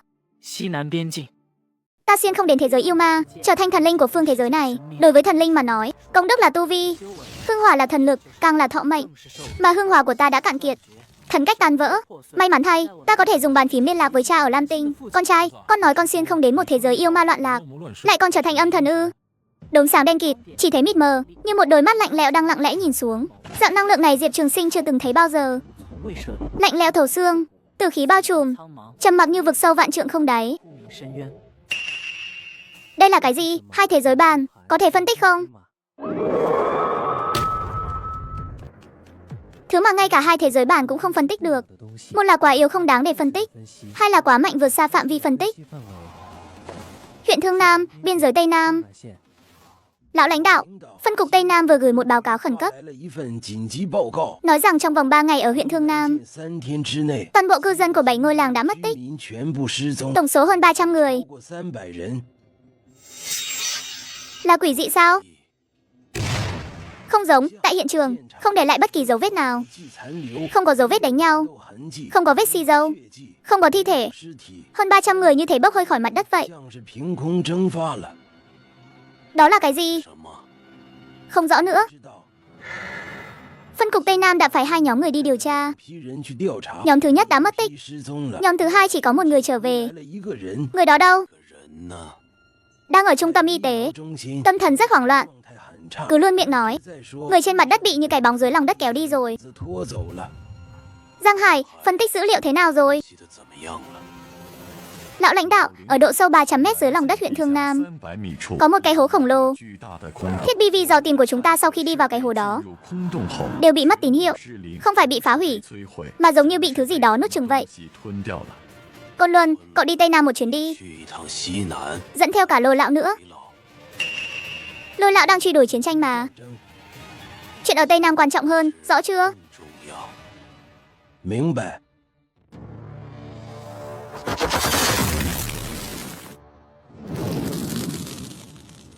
Thời Thân chủ nói 3 ngày sau sẽ đến lấp vết nứt. 后来毒裂缝 Hôm nay đã là ngày thứ 3 rồi. 3天了， Nhóc con, tránh ra. 让开！ Không đời nào.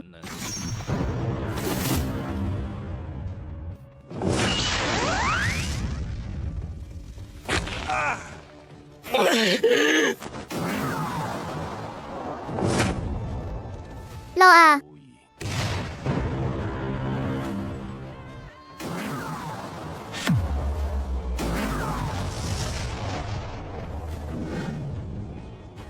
Lăng Vương, đi ức hiếp một đứa trẻ mà ngươi không thấy xấu hổ sao? 嫌丢人。 Lạc Hà, ngươi không phải đối thủ của bổn tọa đâu. 我的对手 Hãy để vị âm thần kia ra đây, ngài ấy đến rồi. 他来了， Ngươi đến rồi sao? Ngươi đã hạ sát em trai của bổn tọa. 杀了本座的弟弟， Hắn ra tay trước. 动的手， Ha ha ha ha ha ha.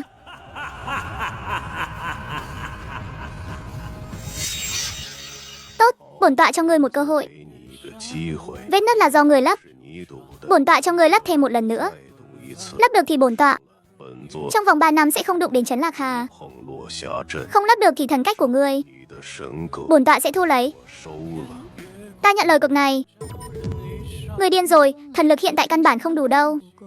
Lúc này năng lượng vàng kim 金色的能量 đã phun trào ra từ lòng bàn tay Diệp Trường Sinh, 奔涌而出， tiến sâu vào trong vết nứt, 往深处 tiếp xúc với luồng khí tà toại xám đen. 气接触，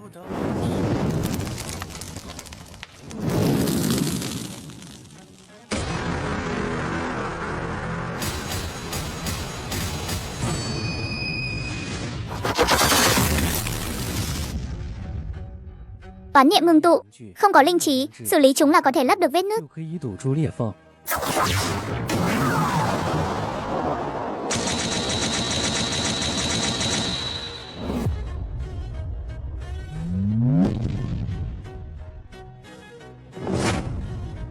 Người lắp không nổi đâu. 上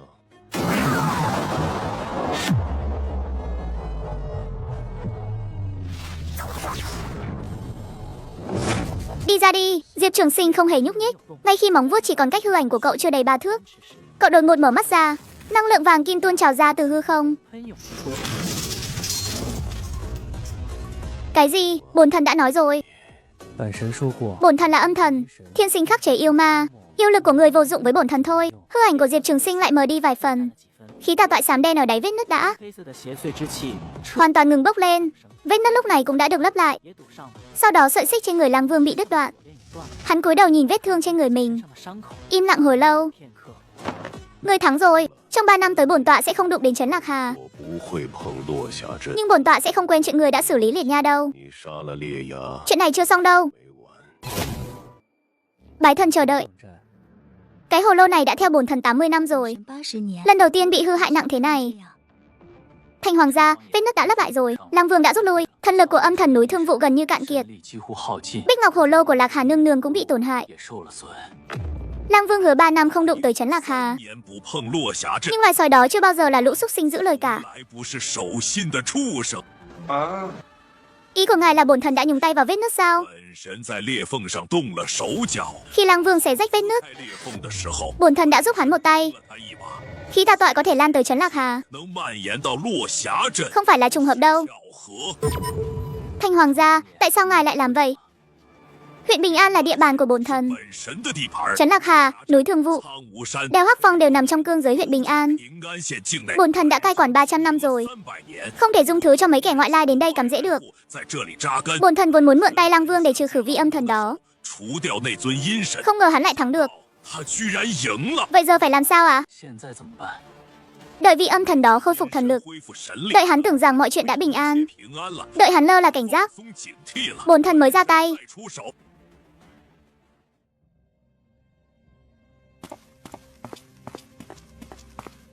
Đội trưởng, về thôi. Chỗ này lạnh lẽo âm u, thấy không ổn chút nào.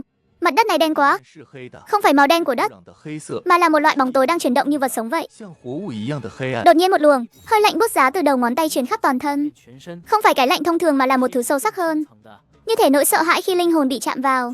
Nhanh lên, bóng tối đang từ dưới đất trào lên kìa. 暗从地底涌出来， Nó chậm như thủy triều nhưng tốc độ lại nhanh đến kinh người. 10 mét, 5 mét, 1 mét. Đột nhiên một đạo lôi đỉnh giáng xuống giữa màn đêm. 砸在黑暗之中。 Lôi Nộ lôi sát phạt.杀法，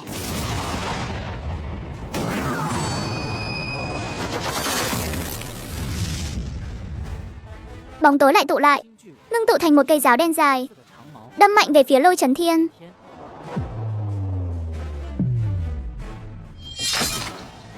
Thứ này không phải quỷ dị. 不是诡异，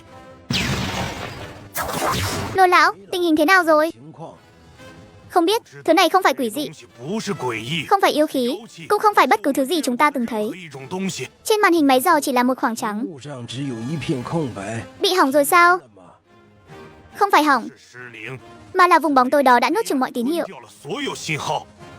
Lôi lão, mày nghĩ chuyện này là do ai làm? 这是谁干的？ Hỏi tôi làm gì? Thứ bên dưới không phải là người, 这东西不是人， cũng không phải quỷ dị, 诡异， không phải bất cứ thứ gì chúng ta từng thấy qua. 和一种东西。 Lão Tổng nói đúng đấy. 头说的对， Quỷ dị hồi sinh đã 30 năm. 30年， Chúng ta cứ ngỡ mối đe dọa lớn nhất là Ám Thế Hội và Minh Phủ. Nhưng giờ xem ra, 再看来， còn có thứ rắc rối hơn ở bên dưới. 东西在下面。 Vậy giờ chúng ta phải làm sao? 再怎么办？ Báo cho Lão Tống, 宋老头， toàn bộ người dân trong vòng 100 dặm huyện Thương Nam phải sơ tán hết. 所有人全部撤离。 Trước khi làm rõ bên dưới là thứ gì, 是什么之前， không được để bất cứ ai đến gần. 个人靠近。 Sơ tán toàn bộ sao? Đó là 17 vạn người đấy. 7万人， Cậu muốn bọn họ cũng bị mất tích luôn sao? 也失踪吗？ Tôi hiểu rồi. 明白了。 Huyện Thương Nam lúc này, 南线 3 ngày trôi qua, ngôi làng đã hoàn toàn thông suốt. Cái hố không đó đang lớn dần lên, giống như muốn nuốt chửng mọi thứ mới chịu thôi. 才可罢休。 Nếu nó lan đến tận huyện lỵ, 上到县城， 17 vạn người sẽ không một ai thoát được. 一个都跑不掉。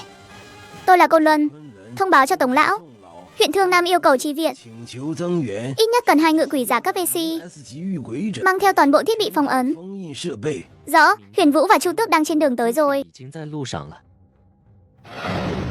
Chẳng phải Huyền Vũ và Chu Tước đang bế quan 他 sao? 们不是在闭关吗？ Tống Lão đã gọi bọn họ dậy rồi. 叫醒了， Xem ra ông già cũng cuống rồi. 也急了。 2 giờ sau, 时候， một chiếc trực thăng quân sự 直升机 đáp xuống bộ chỉ huy tạm thời huyện Thương Nam. 师指挥部， Huyền Vũ, ngự quỷ giả cấp AC, năng lực phòng ngự siêu cấp, 超强防御， thao túng trọng lực, 操控 cơ thể thạch hóa. 石化， Chu Tước, ngự quỷ giả cấp AC, năng lực ngọn lửa nhiệt độ cao, 高温火焰， thao túng vụ nổ, 操控 thiêu dụi vạn vật. 万物。 Huyền Vũ, Chu Tước, tình hình khẩn cấp. 情况紧急， Tôi không khách sáo nữa nhé. 客套了。 Thứ này không phải quỷ dị. 不是诡异， Mai Lão cũng nói vậy. 也这么说， Chúng ta không biết nó là gì, 它是什么？ nhưng nó đang khuếch tán. 在扩散， 3 ngày nuốt chửng một ngôi làng. 一个村子。 Cứ tiếp tục như vậy thì, biết rồi, nói trọng điểm đi. 说重点。 Đánh thế nào? Không thể hạ sát được, lôi đình của tôi chỉ có thể ép lui nó thôi. 只能逼退他， Lửa và đòn trọng kích của các cậu chắc cũng khó mà ăn thua. 估计也够呛。 Không hạ sát được thì phong ấn nó lại. 就封住。 Chu Tước lấy ra một chiếc 注意没 ấn chương màu đen to bằng lòng bàn tay. Đây là công cụ phong ấn cấp cao nhất của Tổng cục Đền Trấn Ngự ấn. 镇御印 Cấp BCC, 级 chuyên dùng để phong ấn những thực thể siêu phàm không thể loại bỏ. 超凡存在， Tống Lão bảo tôi mang cái này đến. 带这个来， Nếu thứ này có thể bị phong ấn thì dùng nó. 封印就用它。 Nếu không thể, 我不能 vậy thì san phẳng cái huyện Thương Nam này đi. 各仓南线。 San phẳng sao? Đã sơ tán được bao nhiêu trong số 17 vạn người rồi? 7万人已经撤了多少？ Chỉ mới sơ tán được 3 vạn, 14 vạn còn lại ít nhất phải mất 1 tuần nữa. 至少还要1周。 1 tuần là quá dài. 太长了， Chúng ta không kéo dài được 1 tuần đâu. 1周。 Không kéo được cũng phải kéo. 要拖 Tống Lão đang điều động vật liệu phong ấn trên toàn quốc. 中国的封印阵材料， Trong vòng 3 ngày, 之内 phải bố trí 3 tầng kết giới phong ấn bên ngoài huyện Thương Nam. 3层封印结界， Chỉ cần kết giới hoàn thành, thứ này sẽ không ra ngoài được. 这东西就出不去。 3 ngày sao? Vậy 3 ngày này 3 người chúng ta canh giữ ở đây à? 3个就守在这里吗？ 4 người. Thanh Long, ngự quỷ giả cấp CC, năng lực trảm kích siêu tốc độ, 超高速斩击， không gian thiết cáp, tiệm dục triển khai. 开 Anh ấy là một trong trấn quốc tứ trụ. 之一， Thanh Long, sao anh lại tới đây? 我们来了， Tống Lão nói ở đây cần tôi. 这里需要我 Với lại tôi cũng muốn xem rốt cuộc là thứ gì. 看到底是什么东西， Mà ngay cả lôi đình của Lôi Lão cũng không thể hạ sát được. 杀不死。 Bóng tối trong vết nứt dường như cảm nhận được điều gì đó. 知道什么？ Đột ngột có rụt lại một chút. Không phải lùi bước, mà giống như sợ hãi. 害怕， Thú vị đấy, không thể nào. 不可能， Thần chủ rõ ràng đã chặn đứng Dương Công rồi mà.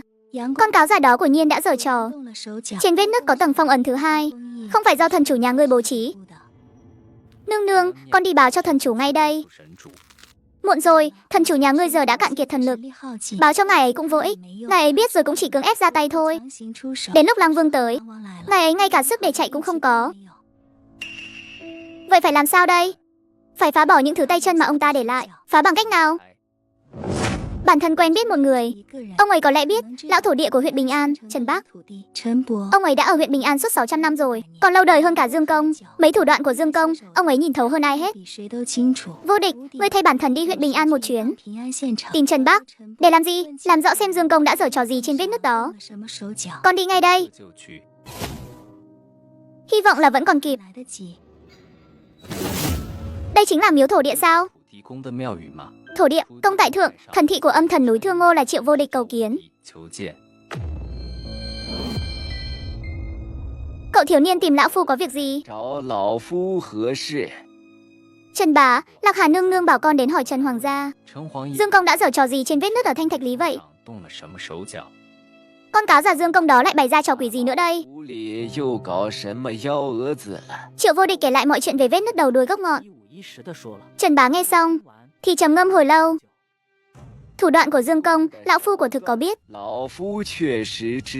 Ông ta để lại một đạo ấn ký thuần hoàng ấn trên vết nứt đó. Đạo ấn ký này có thể kiểm soát việc đóng mở của vết nứt. Vậy phải làm sao? Trừ khi cậu có thần lực mạnh hơn ông ta, trực tiếp nghiền nát ấn ký. Nếu không thì không phá được. Không phá được nhưng có thể trì hoãn 7 ngày. 7 ngày sau, Trần bá đưa tay ra, trong lòng bàn tay bỗng hiện ra một đồng tiền. Đây là giá thiên tiền của lão phu, có thể phong tỏa mọi cảm ứng thần lực trong vòng 10 trượng. Cậu đem đồng tiền này chôn cạnh vết nứt. Dương Công sẽ không cảm ứng được trạng thái thực sự của vết nứt nữa.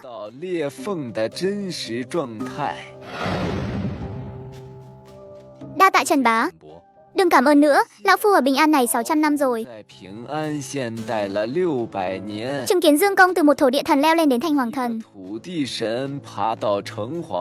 Lòng dạ ông ta quá hẹp hòi, không dung nạp được người khác. 600 năm rồi, huyện Bình An này lại sắp không được yên ổn nữa rồi. Huyện Thương Nam, 3 ngày đã trôi qua. Trong 3 ngày này, ngự quỷ giả và thực thể không xác định đã giao thủ với nhau, nhưng vẫn không ngăn được sự khuếch tán của nó.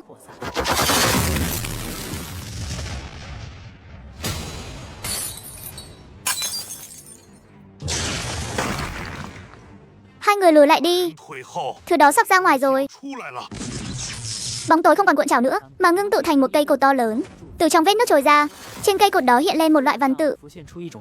Lôi Chấn Thiên không nhận ra, nhưng quỷ dị trong cơ thể ông ấy đang cố gắng nói cho ông ấy biết, thứ được khắc trên cây cột đó chính là quy tắc vận hành căn bản của thế giới này, mà thứ đó đang dùng ý chí của chính mình để sửa đổi quy tắc. Các ngươi cầu sao dám quấy rầy giấc ngủ của ta? Ngươi biết nói chuyện sao? Ngôn ngữ chẳng qua cũng chỉ là một loại quy tắc thôi. Vô cực quy tắc.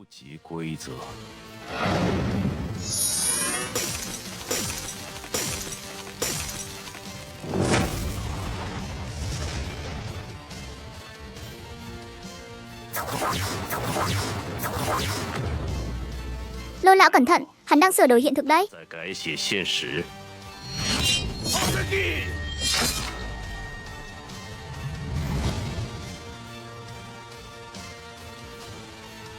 Ý là sao? Hắn muốn biến nơi này thành địa bàn của hắn. Hắn không phải đang mở rộng, mà là đang định nghĩa trong quy tắc của hắn. Chúng ta không tồn tại. Lôi Chấn Thiên không đứng yên đó, mà hóa thành một đạo tia chớp trắng bạc, đâm thẳng vào đỉnh của cây cột đen đó. Lôi đế sắc lệnh, thần lôi diệt trừ pháp.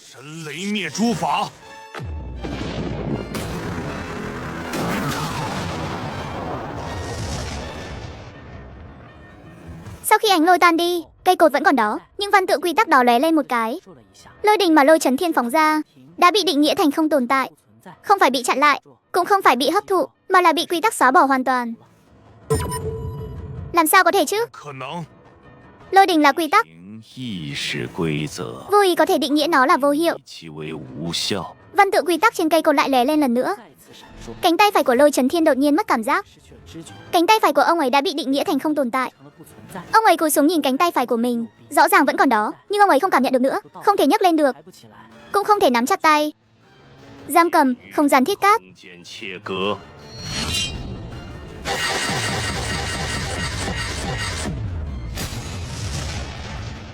gian cũng là quy tắc, 意是规则 vô ý có thể định nghĩa được. 定义。 Đao thứ hai của Thanh Long chém ra, ánh đao cách cây cột, 在距离柱子 chưa đầy một thước thì dừng khựng lại, đã bị định nghĩa thành bất động. 成了静止。 Thứ này không phải là sinh vật, 不是生物， nó đã học được phương thức tấn công của chúng ta. 攻击方式 Lần tấn công đầu tiên nó có thể chặn lại, 它能挡住， lần thứ hai nó có thể phòng ngự, 它能防御， lần thứ ba nó sẽ phản đàn lại. 它会反弹。 Cái gì? 什么？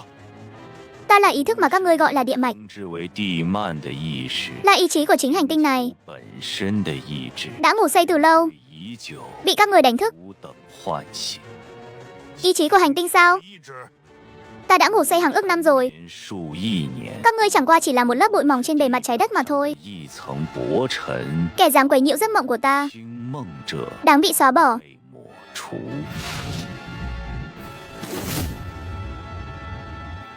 Đột nhiên, tay trái của Lôi Chấn Thiên cũng bắt đầu mất cảm giác.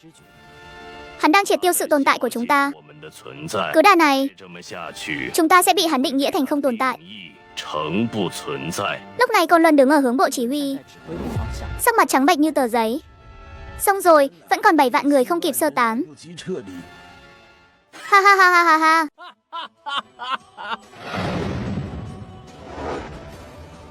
Hắn muốn định nghĩa sao? Vậy thì để hắn không định nghĩa nổi nữa. 不了， Thanh Long nhắm mắt lại. 上演 Quỷ dị các PC trong cơ thể bắt đầu bạo động. 开始暴动， Không phải là bị động trấn áp nữa, mà là chủ động giải phóng. 释放 Sức mạnh quỷ dị được phong ấn trong cơ thể, như dòng lũ vỡ đê tràn vào huyết mạch của anh ấy, 他的血脉、 vào xương cốt và linh hồn. 灵魂。 Cậu điên rồi sao? Quỷ dị hồi sinh cậu sẽ mất mạng đấy. 你会死。 Sẽ không mất mạng, tôi sẽ biến thành quỷ dị. 我会变成鬼异。 Nhưng trước đó, 在那之前， tôi vẫn còn thời gian của một nén nhang. 故乡的时间， Lôi Chấn Thiên không hề do dự, ông ấy cũng nhắm mắt lại. Quỷ dị các PC trong người đồng thời bạo động. 同时暴动， Ý chí bạo lực của quỷ dị đang nuốt chửng cơ thể ông ấy. 是他的实 Ý thức của ông ấy đang mờ dần. Một nén nhang, tôi cũng chỉ có thời gian một nén nhang. 一炷香的时间， Lôi đế sát niệm, thương sinh ký. 苍生记。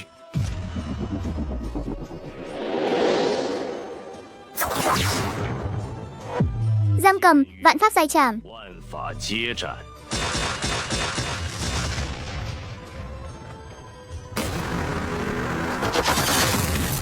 Đấm thứ hai, đao thứ hai, đấm thứ ba, đao thứ ba. 三道 Cho đến khi thứ đó phát ra tiếng kêu thảm thiết. 发出了惨叫， Một nén nhang sắp hết rồi, đòn cuối cùng thôi. 最后一击， Hư ảnh của Lôi Tí nổ tung rồi. Đao của Thanh Long cũng gãy rồi. Bóng đen cũng tan biến rồi. Các mảnh vỡ bay tứ tung. 飞剑 Văn tự quy tắc bùng cháy trong không trung hóa thành tro bụi. 烧，化作灰烬， Lôi Trấn Thiên quỳ sụp xuống đất. 在地上 Cánh tay phải của ông ấy đã hoàn toàn bị quỷ hóa. 全诡异化， Thanh Long nằm trên đất. 躺在地上 Trường đao gãy thành 3 đoạn. 成三节， Đồng tử đã hoàn toàn biến thành màu đen. Xì dâu đen từ khóe miệng rỉ ra. 都是黑色的。 Thứ đó bị thương rồi. 受伤了， Lôi lão, phong ấn mau lên. 印快！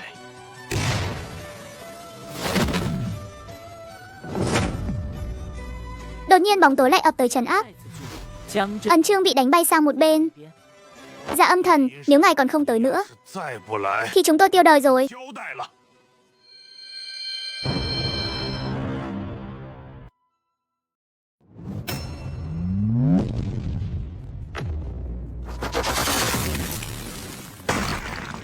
Thần lực, tầng thứ này không nên có thần mới phải. 不该有神。 Bây giờ thì có rồi đấy.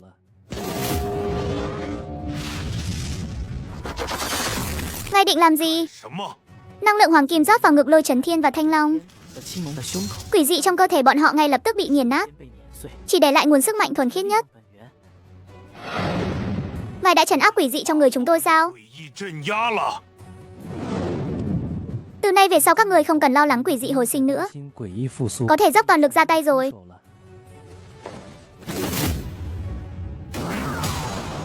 Được. 好， Tuyệt diệt tử lôi. 叶子雷，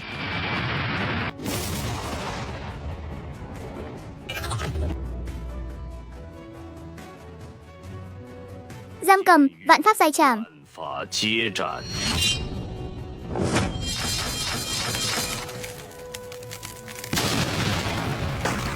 Các ngươi thật đáng đời. 该死！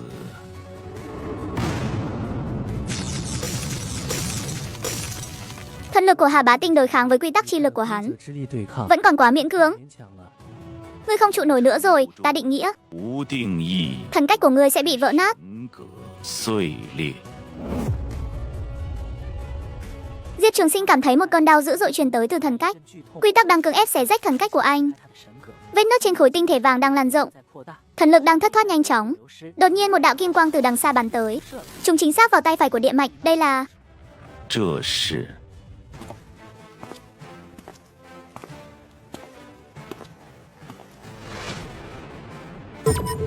Thần mục, ngươi là Dương Tiễn. 你是杨戬， Ngươi chính là vị âm thần đó sao? Chính là bản thần. Lực lượng khá đấy, nhưng vẫn chưa đánh thắng được hắn đâu. Thứ này không phải là ý chí hành tinh bình thường. Hắn đã bị ông nhiễm rồi. Ông nhiễm, ý là sao? 什么意思？ Ý thức địa mạch, ý chí của hành tinh. Đáng lẽ ra nó phải đang ngủ say mới đúng. Duy trì các quy tắc nguồn cội để hành tinh vận hành một cách trung lập. Nhưng đã có người, hoặc có thứ gì đó đã giở trò trên người hắn. Là những quỷ dị của Minh Phủ sao? 诡异吗？ Thành viên nòng cốt của Minh Phủ không phải là quỷ dị. Bọn chúng là quy tắc của cái mất, quy tắc của luân hồi, quy tắc của phán xét. Mục đích tồn tại của bọn chúng chính là biến cả Lan Tinh này thành minh thổ. Y anh là thứ này bị Minh Phủ làm ông nhiễm. 东西是被冥府污染的。 Đúng vậy, ý chí hành tinh vốn là trung lập. Nó sẽ không chủ động nuốt chửng sinh mạng, cũng không mở rộng lĩnh vực của mình. Nhưng Minh Phủ đã cấy vào trong cơ thể nó sự đói khát, khiến nó luôn cảm thấy đói, khiến nó nuốt chửng mọi sinh linh. Càng nuốt chửng nhiều, nó sẽ càng mạnh hơn, đợi đến khi nó nuốt sạch bề mặt Lam Tinh. Minh Phủ có thể cải tạo thế giới này thành địa bàn của bọn chúng. Diệp Trường Sinh nhìn chằm chằm vào đạo ấn ký đó, trầm mặc một lát. Làm sao để cứu nó? Không cứu được, ông nhiễm đang ngấm sâu vào lõi của nó rồi. Điều duy nhất có thể làm là phong ấn nó lại, cắt đứt liên hệ giữa nó và Minh Phủ, để nó chìm vào giấc ngủ lần nữa. Tôi cần các anh giúp một tay. Cứ nói đi, thần mục của tôi có thể xuyên thủng lỗ hổng quy tắc của hắn, nhưng cần thời gian. Các anh giúp tôi cầm chân hắn, để hắn không chú ý đến tôi nữa. Cầm chân kiểu gì? Đánh hắn sao? Đánh tới cùng cho tôi. Hắn càng đau thì lỗ hổng sẽ lộ ra càng nhiều. Diệp Trường Sinh gật đầu. Năng lượng hoàng kim tuôn ra từ hư không, không phải để tấn công, mà là để trói buộc, quấn chặt lấy tứ chi của hắn. Thiên lôi cửu thiểm, 杯九闪， 9 đạo lôi ảnh từ các hướng khác nhau oanh tạc vào ý thức địa mạch. Ánh đao của Thanh Long theo sát phía sau. Không, 不 không thể nào coi thường ý chí hành tinh được. 不是星球意志。 Ngươi chỉ là một ý chí đã bị ông nhiễm thôi. Hôm nay ngươi cút về ngủ cho ta. 4 luồng sức mạnh đồng thời bạo phát. Bóng đen bị nén lại từng chút một. Từ hình người biến thành hình cầu, từ hình cầu biến thành một viên châu màu đen to bằng nắm tay. Dương Tiễn đưa tay ra, nắm chặt viên châu trong lòng bàn tay. Đây chỉ là hóa thân của hắn thôi. Bản thể của hắn vẫn nằm sâu trong lòng hành tinh. Cái phong ấn này không trụ được bao lâu đâu. Bao lâu? Nhiều nhất là 3 năm. Sau 3 năm thì sao? Sau 3 năm hắn sẽ lại chui ra. Đến lúc đó cần bản thân ngươi tự tới giải quyết.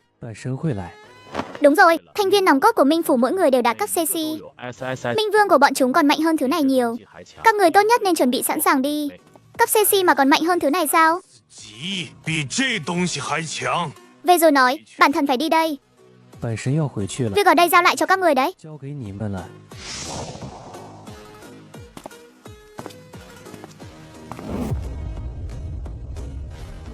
Vô thường, Dương Tiễn. Đã lâu không gặp. Ngươi đến muộn rồi, thứ đó đã bị ta phong ấn rồi. Ta biết, nhưng phong ấn không có nghĩa là không thể mang đi. Ta tới rồi thì nhiệm vụ coi như không thất bại. Ngươi muốn cướp sao? Không phải cướp, mà là thu hồi. Thứ đó vốn dĩ là của Minh Phủ. Lúc Minh Vương gieo đói khát vào trong cơ thể hắn thì đã đánh dấu hắn rồi. Ngươi phong ấn được hắn, nhưng ngươi không phong ấn được dấu ấn của Minh Vương đâu. Dấu ấn của Minh Vương sao? Gieo vào từ lúc nào? 3 năm trước, vào khoảnh khắc hố không dưới lòng đất huyện Thương Nam xuất hiện, chính tay Minh Vương đã gieo xuống. Ngươi tưởng ngươi đã đợi 3 năm sao? Thực ra Minh Vương cũng đang đợi đấy. Đợi hắn ăn no, đợi hắn lớn lên, đợi hắn chín mùi. Giờ hắn đã chín mùi chưa? Vẫn chưa, nhưng ngươi đã phong ấn hắn sớm hơn dự kiến. Minh Vương đang rất không vui đấy.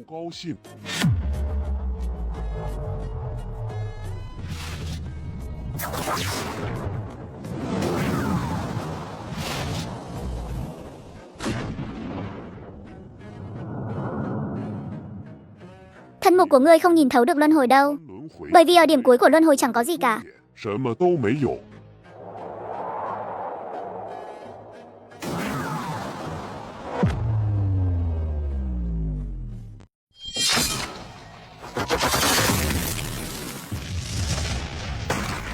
Ngươi đã mạnh hơn 3 năm trước rồi, 嫌强了。 nhưng vẫn chưa đủ đâu. Vô thường tỏa liên, câu hồn đoạt mệnh. 勾魂夺命， Xích sắt từ 4 phương 8 hướng ập tới, vây hãm Dương Tiễn vào giữa. Dương Tiễn xé nát hết sợi này đến sợi khác, nhưng xích sắt là vô tận. Mỗi khi bị đứt đều lập tức tái sinh. 会立刻重生。 Đột nhiên lại xuất hiện thêm 2 bóng người nữa, 2道人影， một cao một thấp. 高一矮， Ngưu đầu mã diện, 马面， cấp CC, cai quản quy tắc áp giải của minh giới. 之规则。 3 người, Minh Vương đã nói lần này nhất định phải mang về. 多了，这次一定要带回去。 Ngươi không ăn được đâu. 不住， Ha ha ha, đột nhiên viên châu từ lòng bàn tay Dương Tiễn rơi xuống. 间掌心滑落， Xích sắt của vô thường phóng vụt ra, 猛地刺出。 muốn đó lấy viên châu đó, nhưng kim quang từ thần mục của Dương Tiễn đã nhanh hơn một bước, bắn trúng viên châu, không phải phong ấn mà là kích nổ. 而是引爆。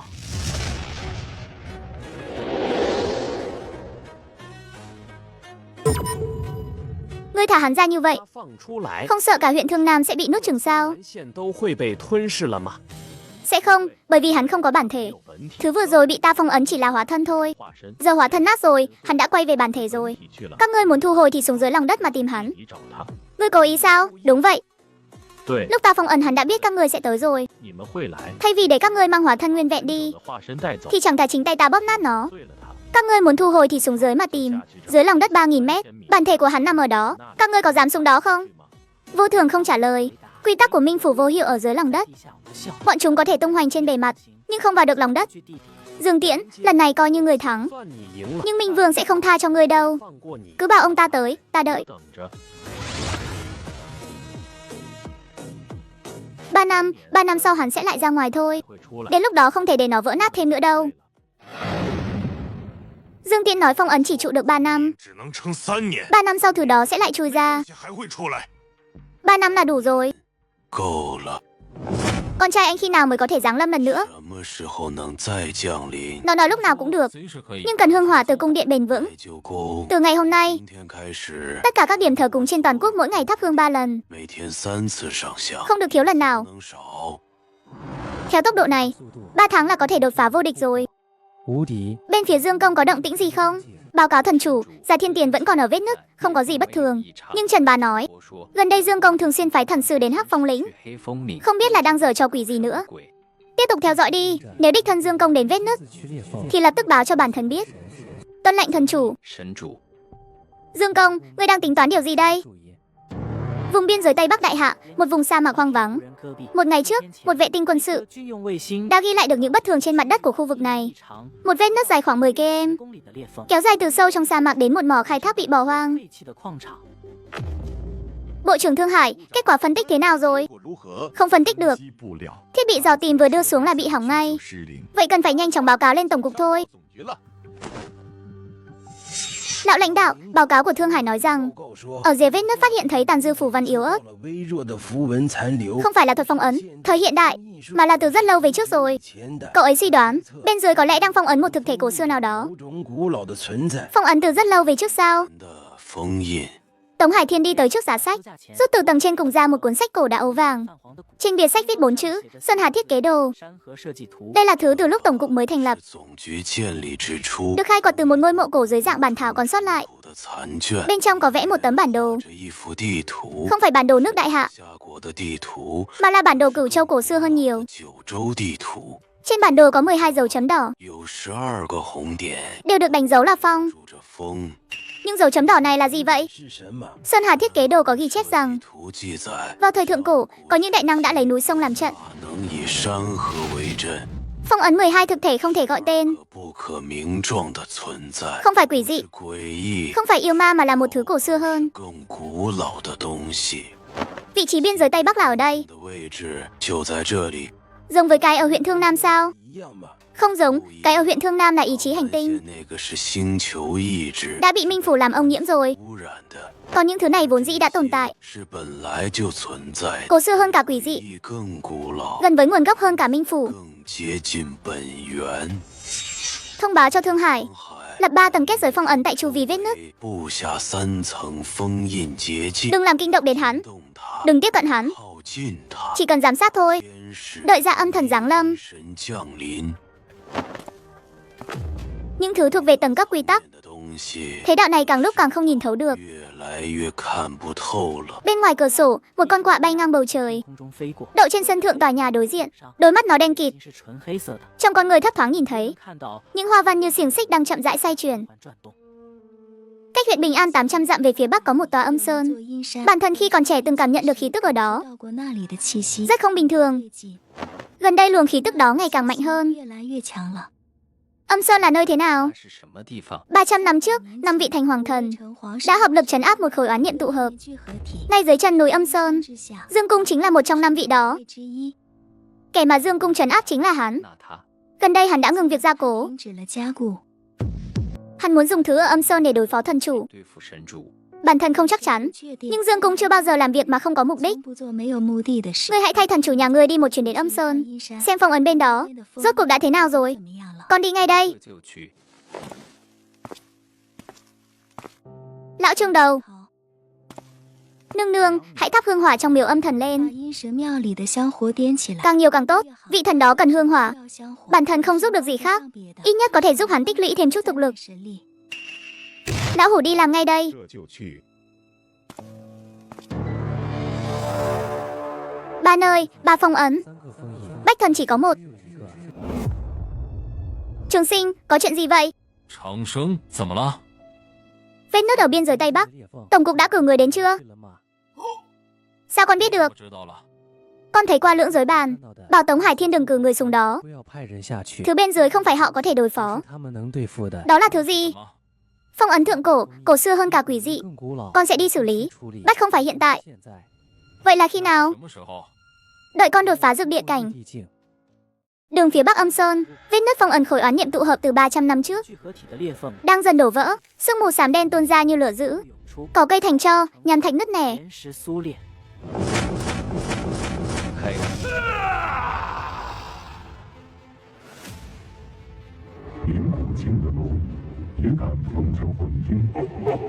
Ta là kiến cỏ, nhưng thần chủ của ta thì không. 不是，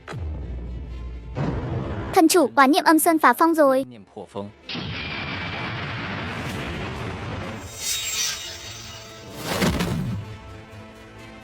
Cầm miệng. 闭嘴。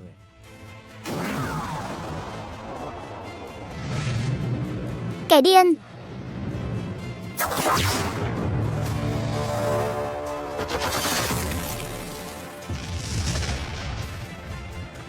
Ha ha ha ha ha. Địa bàn của âm thần núi Thương Ngô mà ngươi cũng dám tới. 本神的地盘，你也敢来？ Huyện Bình An không phải của ngươi. 是你的， Ngông Cuồng, Thành Hoàng Trấn Nguyệt Ấn. 城隍镇月印， Âm thần phát tướng. 好像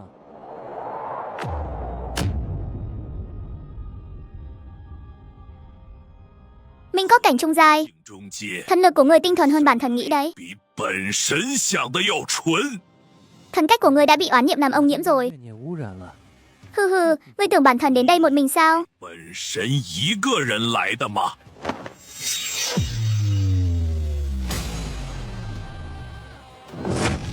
Mối thù của Liệt Nha hôm nay sẽ báo. 今天报， Thần lực của ngươi không đủ rồi. 不够了， Lần trước ngàn vết nứt tiêu hao 6 phần. 消耗60成， Lần này vượt 800 dặm lại tiêu hao 3 phần. 百里又消耗3成， Còn lại bao nhiêu? 剩多少？ 1 phần, nhưng cây đinh này hôm nay bản thân vẫn phải lấy đi. 根钉子，本神今天也要拿走。 Hắc Dạ Phục Thể ấn. 复式印，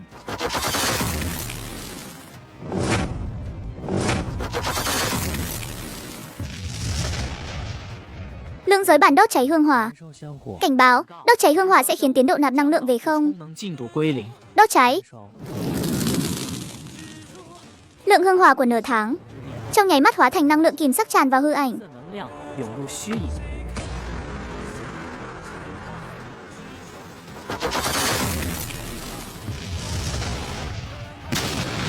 Cái gì? Chuyện này không thể nào. 不可能， Thần cách của bản thần cao hơn các người. Âm thần khắc chế mọi năng lượng tiêu cực.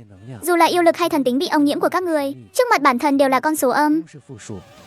Loại bỏ quân địch 1000, tự tổn 800. 自损800， Thiếu đi hương hỏa. 香火 Người ít nhất 1 tháng không thể ra tay. 1个月不能出手。 Đó là chuyện của bản thần. 是 Bản tọa hôm nay phải xử lý ngươi. 今天就要你的命！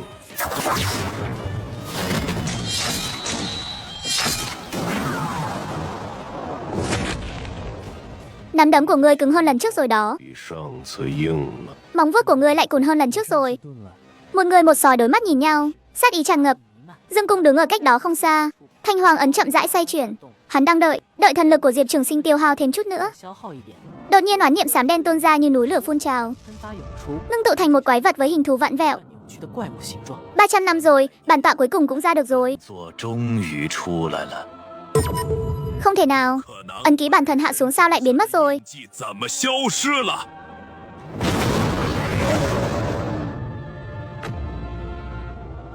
Ngươi nghĩ ngươi có thể khống chế bản tọa sao? 本座 Ấn ký của ngươi từ 300 năm trước đã bị bản tọa nuốt chửng rồi. 年前就被本座吃掉了。 Thứ này mạnh hơn những gì ngươi nói đấy. 你说的强， Hai vị còn muốn đánh nữa không? 打吗？ Bản thân xử lý hắn trước. 先收拾他， Chuyện của ngươi tính sau. 稍后算。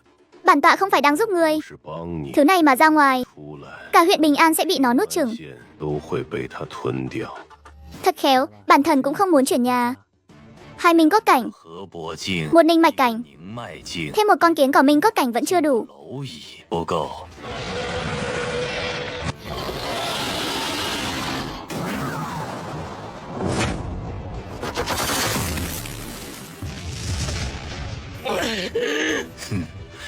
Chỉ như gãi ngừa thôi. 赢，